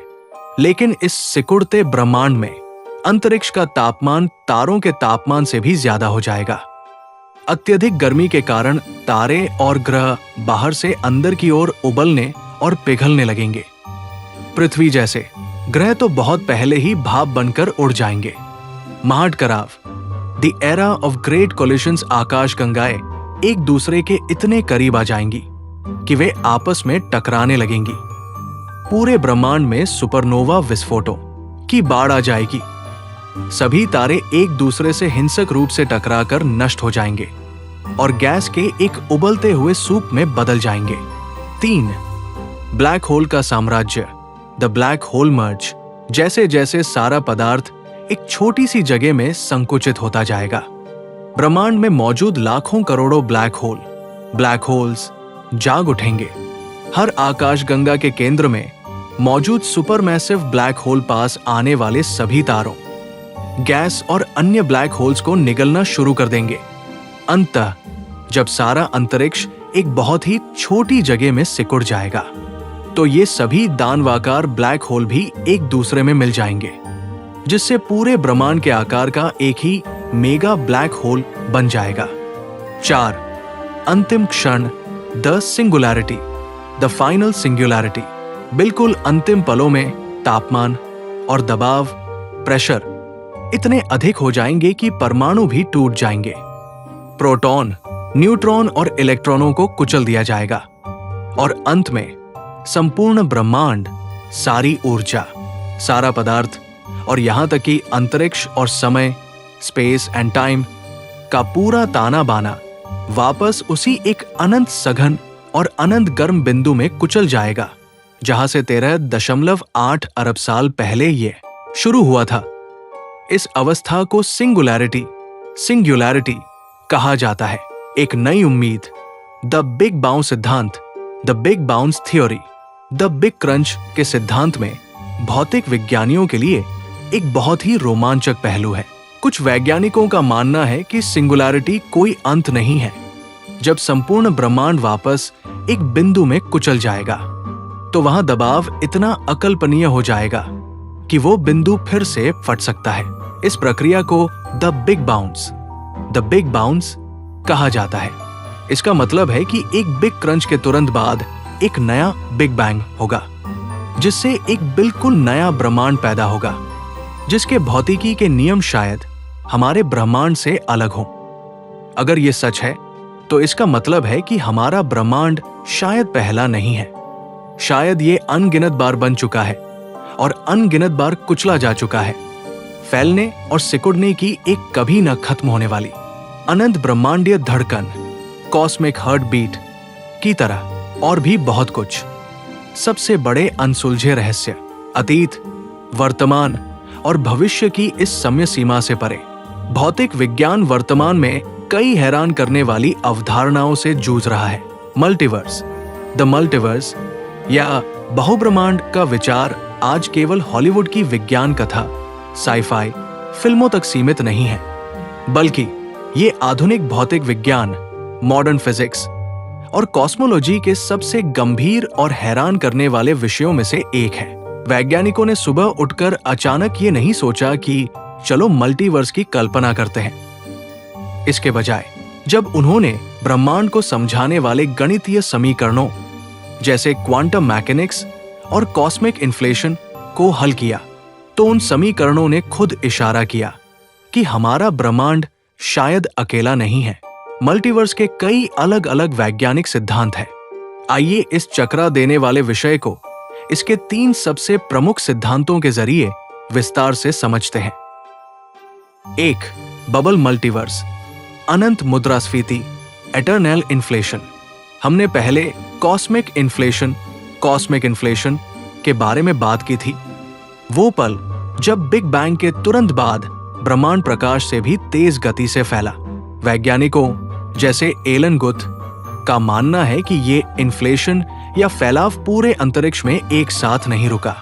उबलते पानी का उदाहरण, अंतरिक्ष को उबलते हुए पानी के एक अनंत बर्तन की तरह समझे।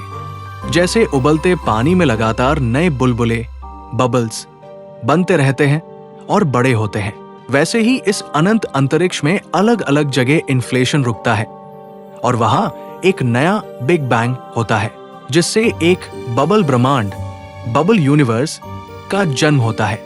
हमारा ब्रह्मांड, जिसमें हमारी पृथ्वी और खरबों आकाश गंगाएं हैं, ऐसे ही अनगिनत बुलबुलों में से सिर्फ एक बुलबुला है। हमारे बुलबुले के बाहर, दूर, बहुत दूर ऐसे और भी बुलबुले, ब्रह्मांड लगातार बन रहे हैं और ये प्रक्रिया कभी नहीं रुकेगी। 2 क्वांटम मल्टीवर्स, मेयर्स सिद्धांत, the many world's interpretation.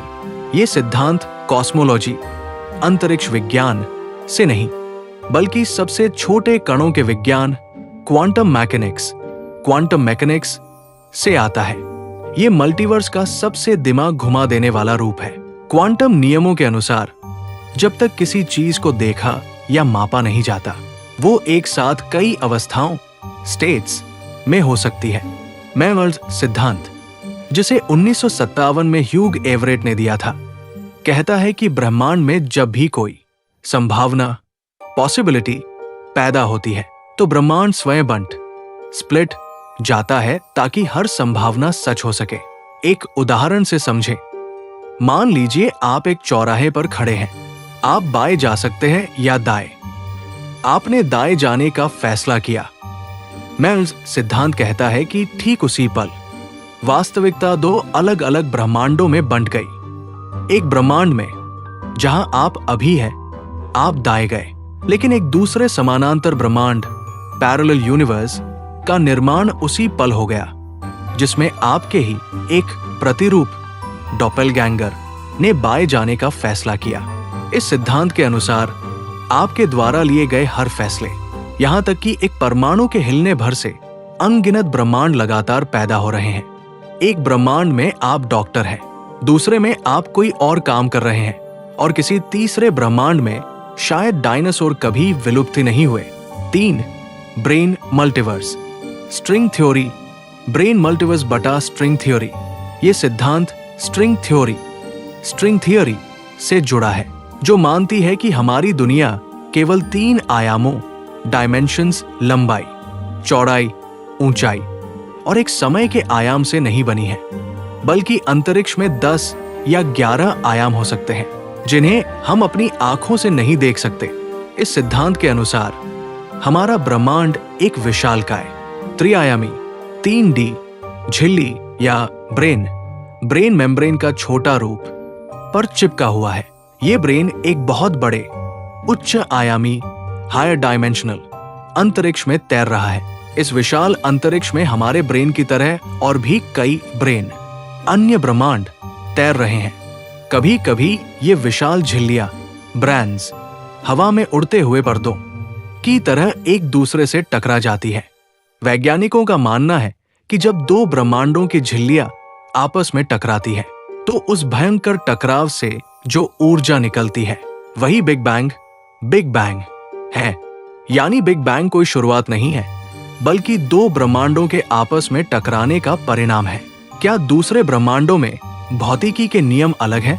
Bubble multiverse theory का एक और हैरान करने वाला पहलू यह है कि अगर अन्य ब्रह्मांड मौजूद है, तो ये कतई जरूरी नहीं है कि वे हमारे ब्रह्मांड जैसे ही हों। जब कोई नया ब्रह्मांड, बुलबुला बनता है, तो वो अपने भौतिकी के नियम खुद तय कर सकता है। किसी ब्रह्मांड में गुरुत्वाकर्षण बहुत ज्यादा कमजोर हो सकता है, जिससे वहां तारे कभी बन ही न पाए। वो केवल गैस का एक अंधकारमय गुब्बारा होगा। किसी ब्रह्मांड में प्रकाश की गति हमारे ब्रह्मांड से अलग हो सकती है। किसी ब्रह्मांड में डार्क एनर्जी इतनी ताकतवर हो सकती है कि वो बनते ही कुछ सेकंड में फटकर नष्ट हो जाए। हम शायद बहुत खुशकिस्मत हैं कि हम उस गोल्डीलॉक्स ब्रह्मांड, गोल्डीलॉक्स यूनिवर्स में रहते हैं, जहां भौतिकी के नियम बिल्कुल इतने सटीक, फाइन ट्यून्ड है कि वे तारों, ग्रहों और अंततः जीवन, लाइफ को पनपने का मौका देते हैं। क्या हम कभी किसी दूसरे ब्रह्मांड में जा सकते हैं? वर्तमान विज्ञान के अनुसार नहीं। हमारे ब्रह्मांड की सीमा, ऑब्जर्वेबल यूनिवर्स का प्रकाश अभी भी हम तक पहुंच रहा है और डार्क एनर्जी के कारण अंतरिक्ष प्रकाश की गति से भी तेज फैल रहा है। हम अपने ही ब्रह्मांड के किनारे तक कभी नहीं पहुंच सकते, तो दूसरे बुलबुले ब्रह्मांड तक जाने की बात तो बहुत दूर है। हालांकि कुछ वैज्ञानिकों का मानना है कि अगर कभी दो बबल ब्रह्मांड आपस में टकराए होंगे तो शायद ब्रह्मांडीय सूक्ष्म तरंग पृष्ठभूमि CMB में एक गोल खरोंच या निशान, ब्रूज छूट गया होगा। वैज्ञानिक आज भी दूरबीनों के डेटा में ऐसे निशानों की तलाश कर रहे हैं। अगर ऐसा कोई निशान मिल गया तो वो मानव इतिहास की सबसे बड़ी खोज होगी। Fermi paradox. The Fermi paradox ब्रह्मांड विज्ञान और दर्शन शास्त्र का सबसे दिलचस्प, सबसे गहरा और शायद सबसे डरावना सवाल है। इसे आसान शब्दों में कहें तो ये एक विरोधाभास, पैराडॉक्स है। ब्रह्मांड इतना विशाल और इतना पुराना है कि इसमें एलियंस से भरा होना चाहिए, लेकिन फिर भी हमें उनका कोई नामोनिशान क्यों नहीं मिलता? 1950 में एनरिको फर्मी नाम के एक प्रसिद्ध नोबेल पुरस्कार विजेता भौतिक विज्ञानी अपने दोस्तों के साथ लंच कर रहे थे। ब्रह्मांड की विशालता पर चर्चा करते हुए उन्होंने अचानक एक बहुत ही सरल लेकिन गहरा सवाल पूछा, Where is everybody? सब लोग कहाँ हैं? आइए समझते हैं कि ये सवाल इतना परेशान करने वाला क्यों है और इसके क्या संभावित जवाब हो सकते हैं। समस्या का पैमाना, गणित, the math behind the paradox. अगर हम केवल अपनी आकाशगंगा मिल्की वे की बात करें, हमारी आकाशगंगा में लगभग 100 से 400 अरब तारे हैं। वैज्ञानिकों केपलर स्पेस टेलीस्कोप के डेटा का अनुमान है कि इनमें से कम 20% तारों के पास पृथ्वी जैसे आकार के ग्रह हैं जो रहने योग्य क्षेत्र, हैबिटेबल जोन में है। इसका मतलब है कि केवल हमारी आकाशगंगा में ही अरबों पृथ्वी जैसे ग्रह मौजूद हो सकते हैं। हमारा ब्रह्मांड 13.8 अरब साल पुराना है। पृथ्वी केवल 4.5 अरब साल पुरानी है। इसका मतलब है कि ब्रह्मांड में कई ग्रह ऐसे होंगे जो पृथ्वी से अरबों साल पुराने हैं। अगर उन पुराने ग्रहों पर जीवन शुरू हुआ होगा तो उन्हें तकनीकी रूप से हमसे अरबों साल आगे होना चाहिए। मानव जाति ने केवल 100 सालों में हवाई जहाज से लेकर मंगल ग्रह पर रोवर भेजने तक का सफर तय कर लिया है। तो सोचिए, जो सभ्यता हमसे 10 लाख या 1 अरब साल पुरानी होगी, वो क्या कुछ नहीं कर सकती? उन्हें अब तक पूरी आकाशगंगा में फैल जाना चाहिए था, या कम से कम उनके विशाल स्पेसक्राफ्ट या रेडियो सिग्नल तो हमें मिलने ही चाहिए थे। लेकिन हमें क्या मिलता है? पूरी तरह से सन्नाटा, द ग्रेट साइलेंस। इसके संभावित कारण, द प्रोपोज्ड सॉल्यूशंस। वैज्ञानिकों और विचारकों ने इस सन्नाटे को समझाने के लिए कई हैरान करने वाली थ्योरीज दी हैं। 1. The great filter. The great filter, महान छन्नी। ये सबसे प्रसिद्ध और सबसे डरावनी थ्योरी है। इसका मानना है कि जीवन की शुरुआत से लेकर एक आकाशगंगा पर राज करने वाली सभ्यता बनने के बीच में एक बहुत बड़ी दीवार या फिल्टर है। ये फिल्टर कोई ऐसी बाधा या आपदा है जिसे पार करना लगभग असंभव है। यहाँ 2 संभावनाएं पैदा होती हैं। फिल्टर हमारे पीछे है। हम खास है जीवन का पैदा होना या जानवरों से बुद्धिमान इंसान बनना ही वो ग्रेट फिल्टर था। हम उस असंभव बाधा को पार कर चुके हैं, इसलिए ब्रह्मांड खाली है, क्योंकि बाकी सब उस फिल्टर में ही फंसकर मर गए। फिल्टर हमारे आगे है, हमारा अंत निश्चित है। ये सबसे डरावनी संभावना है।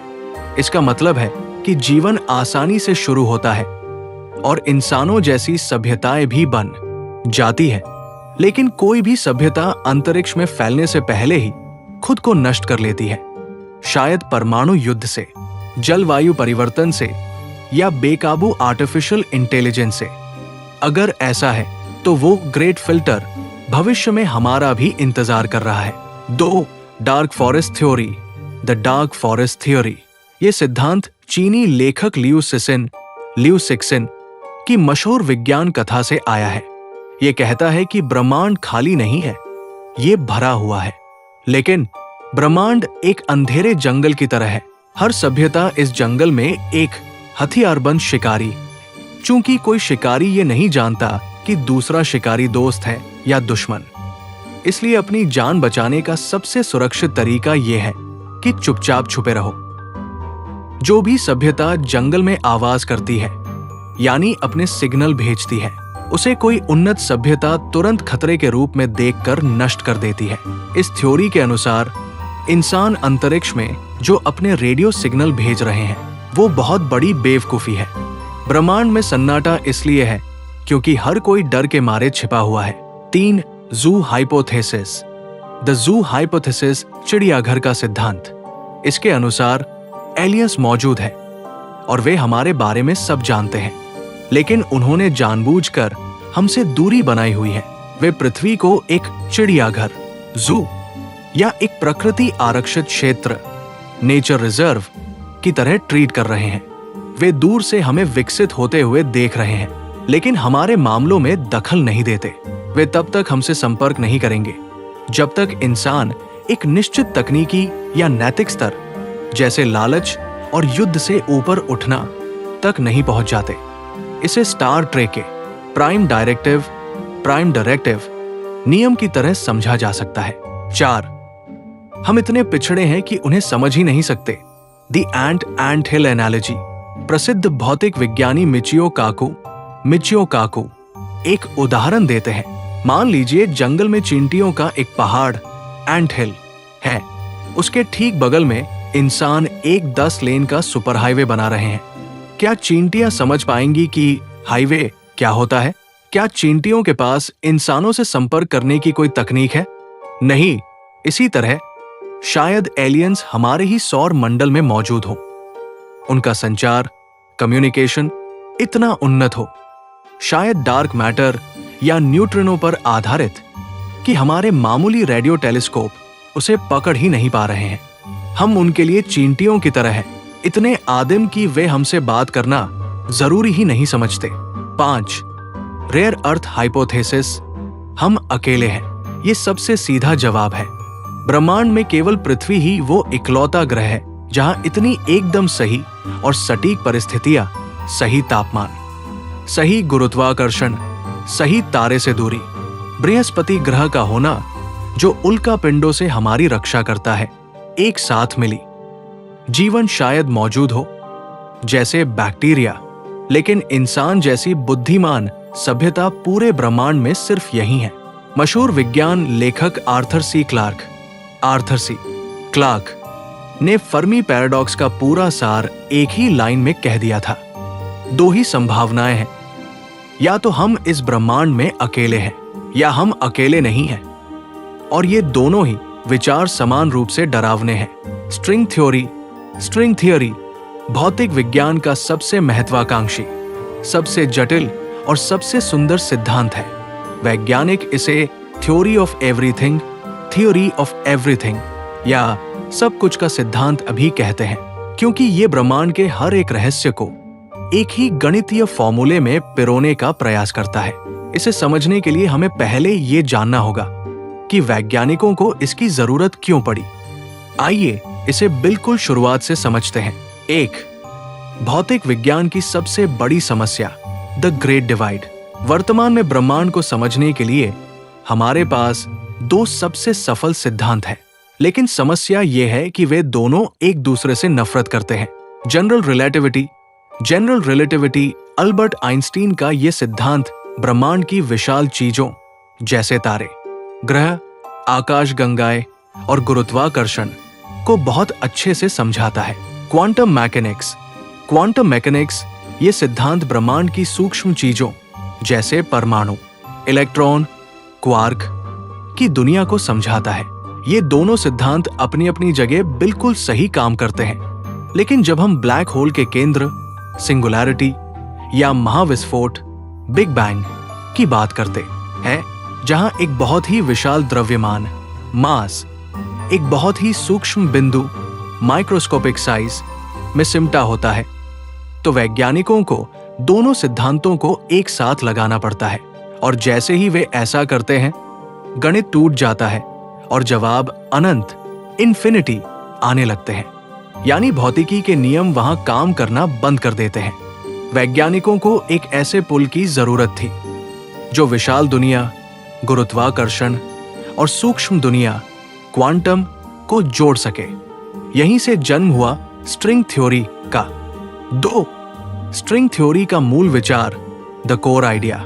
सामान्य भौतिकी स्टैंडर्ड मॉडल मानती है कि ब्रह्मांड की हर चीज परमाणु से बनी है। परमाणु इलेक्ट्रॉनों और नाभिक प्रोटॉन न्यूट्रॉन से बने हैं, और प्रोटॉन न्यूट्रॉन क्वार्क्स नाम के सबसे छोटे कणों से बने हैं। पुरानी भौतिकी के अनुसार ये क्वार्क एक शून्य डायमेंशनल बिंदु पॉइंट पार्टिकल है जिसके अंदर कुछ नहीं है। यही स्ट्रिंग थ्योरी अपनी अलग कहानी बताती है। स्ट्रिंग थ्योरी कहती है कि अगर आपके पास इतनी शक्तिशाली दूरबीन हो कि आप उस क्वार्क या इलेक्ट्रॉन के भी अरबों गुना अंदर झांक सके, तो आपको वहां कोई ठोस बिंदु या गोल कण नहीं दिखेगा, बल्कि आपको वहां ऊर्जा का एक अत्यंत सूक्ष्म कांपता हुआ रबर बैंड या धागा वाइब्रेटिंग स्ट्रिंग दिखाई देगा। यह धागा इतना छोटा होता है कि अगर एक परमाणु को बड़ा करके पूरे सौर मंडल जितना कर दिया जाए तो एक स्ट्रिंग का आकार धरती पर मौजूद एक पेड़ जितना ही होगा। 3 ब्रह्मांड एक संगीत है, the cosmic symphony. String theory का सबसे खूबसूरत हिस्सा यह है कि यह ब्रह्मांड की हर चीज को संगीत से जोड़ती है। गिटार का उदाहरण, कल्पना कीजिए आपके पास एक गिटार है। जब आप गिटार के एक ही तार को अलग अलग तरीके से अलग अलग फ्रीक्वेंसी पर छेड़ते हैं तो वो अलग अलग धुनें म्यूजिकल नोट्स निकालता है। ब्रह्मांडीय गिटार स्ट्रिंग थ्योरी में ये अत्यंत सूक्ष्म तार स्ट्रिंग भी अलग अलग तरह से कंपन वाइब्रेट करता है। जब ये तार एक तरह से कंपन करता है तो वह एक इलेक्ट्रॉन बन जाता है। जब वो दूसरे तरीके से कंपन करता है तो क्वार्क बन जाता है। और सबसे महत्वपूर्ण बात, जब वो एक विशेष तरीके से कंपन करता है तो वो ग्रेविटॉन बन जाता है। ये गुरुत्वाकर्षण का वह कण है जिसे वैज्ञानिक दशकों से खोज रहे थे। इस तरह स्ट्रिंग थ्योरी ने गुरुत्वाकर्षण को क्वांटम दुनिया के साथ सफलतापूर्वक जोड़ दिया। इसके अनुसार संपूर्ण ब्रह्मांड कुछ और नहीं बल्कि इन सूक्ष्म तारों स्ट्रिंग्स द्वारा बजाया जा रहा एक भव्य संगीत सिम्फनी है। 11 आयामों का रहस्य, द हिडन डायमेंशंस। यहां स्ट्रिंग थ्योरी हमारा दिमाग घुमा देती है। जब वैज्ञानिकों ने इन कंपन करते तारों का गणित सुलझाना शुरू किया तो वो हमारी सामान्य दुनिया में काम नहीं कर रहा था। हम 4 आयामों डायमेंशंस की दुनिया में रहते हैं। लंबाई, लेंथ, चौड़ाई, विड्थ, ऊंचाई, हाइट, समय, टाइम। स्ट्रिंग थ्योरी के गणित को सही साबित होने के लिए ब्रह्मांड में कम से कम 10 या 11 आयामों का होना जरूरी है। बाकी के 6 या 7 आयाम कहाँ हैं? वैज्ञानिकों का कहना है कि बाकी के आयाम बिग बैंग के समय ही अपने आप में इतने सूक्ष्म रूप से मुड़ गए, कॉम्पैक्टिफाइड हो गए कि हम उन्हें आज देख नहीं सकते। उदाहरण, दूर से देखने पर बिजली का एक पतला तार केवल एक डी लाइन लंबाई लगता है, लेकिन जब एक चींटी उस तार पर चलती है तो वो उस तार के चारों ओर गोल घूम सकती है। यानी चींटी के लिए वहां चौड़ाई गोलाई भी मौजूद है। इसी तरह वे अतिरिक्त आयाम हमारी 3D दुनिया के हर बिंदु पर सूक्ष्म रूप से लिपटे हुए हैं, लेकिन हम इंसान इतने बड़े हैं कि हम उनका अनुभव नहीं कर सकते। 5 आलोचना और वास्तविकता, is it proven? String theory सुनने में बहुत सुंदर और तार्किक लगती है, लेकिन भौतिकी की दुनिया में इसकी बहुत आलोचना भी होती है। सबसे बड़ी समस्या, आज की तारीख में ये केवल कागज पर लिखा एक गणितीय ढांचा मैथमेटिकल फ्रेमवर्क है। हमारे पास अभी तक ऐसी कोई मशीन या प्रयोग नहीं है। स्विट्जरलैंड की विशालकाय लार्ज हेड्रॉन कोलाइडर मशीन भी नहीं, जो इतने छोटे स्ट्रिंग्स या अतिरिक्त आयामों को देख या साबित कर सके। इसलिए कई वैज्ञानिक कहते हैं कि ये विज्ञान से ज्यादा दर्शन, फिलॉसफी या शुद्ध गणित बन गया है। स्ट्रिंग थ्योरी ने हमें सोचने का एक बिल्कुल नया नजरिया दिया है, जहां सबसे सूक्ष्म कण और सबसे विशाल ब्रह्मांड एक ही संगीत से जुड़े हुए हैं। निष्कर्ष, ब्रह्मांड की महागाथा और उसमें हमारा स्थान। Conclusion, the epic saga of the universe. ब्रह्मांड, द यूनिवर्स, केवल तारों, गैस, धूल और खाली जगह का एक शांत महासागर नहीं है। ये 13.8 अरब सालों से चल रही एक जीवित, गतिशील और निरंतर बदलती हुई महागाथा है। महाविस्फोट, बिग बैंग के उस एक सूक्ष्म बिंदु से लेकर आज के अनंत फैलाव तक की ये यात्रा विज्ञान, गणित और प्रकृति का सबसे बड़ा चमत्कार है। इस पूरी चर्चा का सार हम कुछ मुख्य बिंदुओं में समेट सकते हैं। 1. शून्य से सब कुछ, फ्रॉम नथिंग टू एवरीथिंग। ये कल्पना करना भी मानवीय बुद्धि के लिए कठिन है कि ये पूरा ब्रह्मांड, खरबों आकाशगंगाएं, अनगिनत तारे और ग्रह कभी एक परमाणु से भी छोटी जगह, सिंगुलैरिटी, में सिमटा हुआ था। कॉस्मिक इन्फ्लेशन के उस एक सेकंड से भी छोटे पल ने अंतरिक्ष को फैलाया और उसी शुरुआती भट्टी में वो पहला पदार्थ, मैटर, बना जिससे अंततः हमारा वजूद मुमकिन हो पाया। कॉस्मिक माइक्रोवेव बैकग्राउंड, CMB के रूप में उस पहली रोशनी की गूंज आज भी हमें ये याद दिलाती है कि हमारी शुरुआत कितनी गर्म और हिंसक थी। 2. अदृश्य शक्तियों का महायुद्ध, the war of invisible forces. हम जो भी देखते और छूते हैं, वो सामान्य पदार्थ, नॉर्मल मैटर, पूरे ब्रह्मांड का केवल 5% है। असली खेल तो पर्दे के पीछे चल रहा है। डार्क मैटर, ये ब्रह्मांड का वो अदृश्य गोंद और कॉस्मिक वेब का वो ढांचा है जिसने गुरुत्वाकर्षण से आकाश गंगाओं को बिखरने से रोक रखा है। इसी ने तारों और ग्रहों को बनने का मौका दिया। डार्क एनर्जी दूसरी ओर, ये वो रहस्यमयी ताकत है जो लगातार डार्क मैटर को हरा रही है और पूरे ब्रह्मांड को भयंकर गति से चीरते हुए फैला रही है। 3. भविष्य की डरावनी खामोशी, the ultimate fate. Dark energy की इस जीत का मतलब है कि ब्रह्मांड का अंत किसी नई शुरुआत की तरह नहीं, बल्कि एक अनंत खामोशी की तरह होगा, चाहे वो तारों का बुझना और ब्लैक होल्स का राज हो। द बिग फ्रीज, अंतरिक्ष और समय का भयानक रूप से फटना हो। द बिग रिप, या फिर सब कुछ वापस एक बिंदु में कुचल जाना हो। द बिग क्रंच, ब्रह्मांड का भविष्य ये बताता है कि हमारा ये जगमगाता हुआ ब्रह्मांड हमेशा के लिए ऐसा नहीं रहने वाला है। 4. विज्ञान की सीमाएं और अनंत रहस्य, द अनसॉल्व्ड फ्रंटियर्स।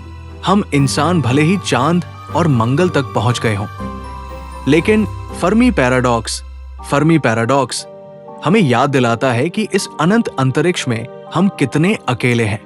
क्या हम वास्तव में अकेले हैं, या हम इस ब्रह्मांड रूपी विशाल चिड़ियाघर के अनजान निवासी हैं? वहीं स्ट्रिंग थियरी और मल्टीवर्स जैसे सिद्धांत हमें ये सोचने पर मजबूर करते हैं कि जिसे हम अपना संपूर्ण ब्रह्मांड मानते हैं, वो शायद अनगिनत ब्रह्मांडों के उबलते हुए समुद्र में सिर्फ एक छोटा सा बुलबुला हो और हम सब 11 आयामों में बज रहे किसी सूक्ष्म ब्रह्मांडीय संगीत, सिम्फनी का हिस्सा हो। अंतिम सत्य, हम कौन हैं? The ultimate truth.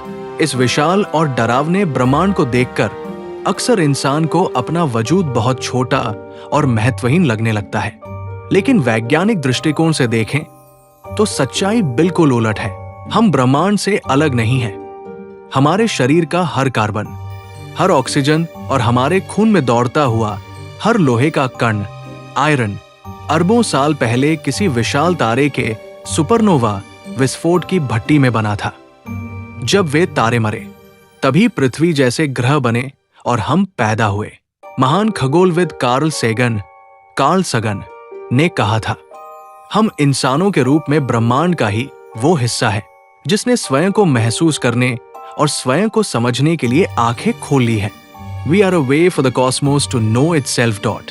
इस 13.8 अरब साल की यात्रा का सबसे बड़ा निष्कर्ष यही है। ब्रह्मांड का वो 5% सामान्य पदार्थ अचेतन, अनकॉन्शियस है, लेकिन उसी पदार्थ ने एक ऐसा मानव मस्तिष्क, ह्यूमन ब्रेन बनाया है जो आज डार्क मैटर, बिग बैंग और स्ट्रिंग थ्योरी को समझ रहा है। अंतरिक्ष का निरंतर विस्तार भले ही हमें एक दिन परम अकेलेपन में धकेल दे, लेकिन आज इस पल में हम ही इस ब्रह्मांड की आवाज, इसकी आंखें और इसकी चेतना, कॉन्शियसनेस है। इस वीडियो को अंत तक देखने के लिए धन्यवाद। ऐसी ही और भी ज्ञानवर्धक वीडियो देखने के लिए कृपया हमारे चैनल डेंस साइकोलॉजी को सब्सक्राइब करना न भूलें।